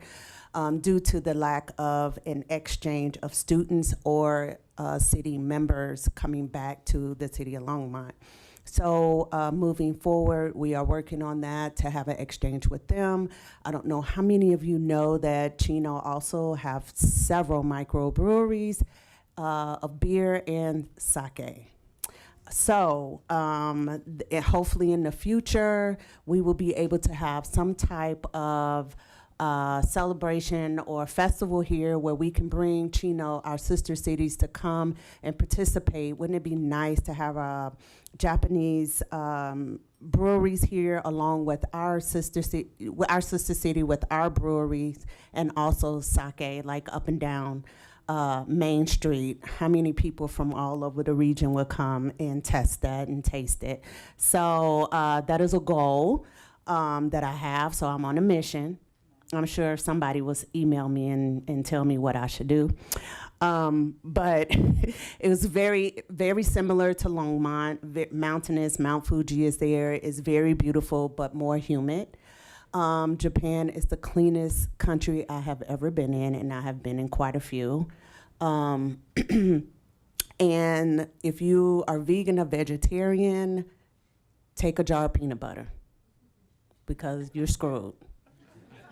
I starved for like 3 days. But anyway, it was amazing and it was great. And yeah, so that's what I wanted to say. Thank you, Mayor. fantastic. Are there any other comments? Does Councilor Martin have her hand up? No. Okay, City Manager. Mayor and Council, I do have a comment. As you will recall, Boulder County convened a meeting of all the cities to discuss the challenges that we've had that we're all having with the unhoused in our communities and homelessness. The county is wanting to set up follow-up meetings, and they're asking for one elected official to represent respective council and boards, along with staff members that will be present, to help you all with that conversation, because we know operationally there's a lot of details. The meetings are scheduled for 5:30 to 7:30 p.m. on August 14th, September 18th, and October 9th. That'll be at the Boulder County Courthouse on Pearl Street, but it's so that they can utilize technology so people can connect remotely. So at this point, the staff members that'll primarily be engaged in that conversation are going to be Eliberto and Christina, but with involvement from our neighborhood impact team, which includes public safety, community neighborhood resources. And we were just wondering if one of you all would like to be the elected official that is with staff in those conversations.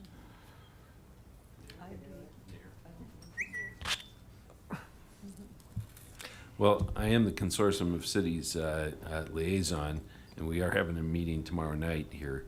But that's just 3 extra meetings. What nights are those? Wednesdays? I think they're Wednesdays.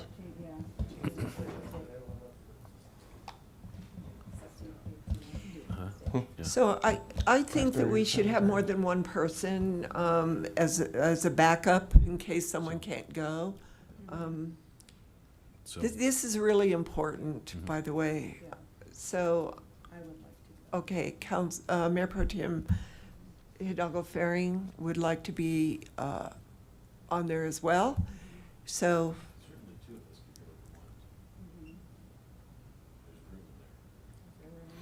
I Well, can talk to him about too. Yeah, I would, yeah. I can reach out to Jana and talk to her tomorrow about that. But if we have the two names, I can talk to her about it. And You know, one thing that I'm going to ask whoever goes is that when they are talking about financing, that we push Longmont and that there's equity in distribution of those dollars, because sometimes that does not happen. Just saying. on that note, when we talk about the 1B funding for housing, both affordable and attainable, we have communicated with council that at least the recommendation that we're putting forward is more of a direct allocation so that we can incorporate that within our existing funding streams. And we've been consistent on that as staff as we're heading hopefully to a decision point in the near future. The two are inherently intertwined with each other. Okay, so it would be either both or one of Mayor Pro Tem Hidalgo Faring and Councilor McCoy. Okay, thank you. Thank you. City Attorney remarks? No comment, Mayor. Oh, I was waiting for something. Yes, anybody up here want to adjourn this meeting? All right. So moved. All right, it's been moved and seconded by who? McCoy moved, Martin seconded. All those in favor? Aye. We are adjourned.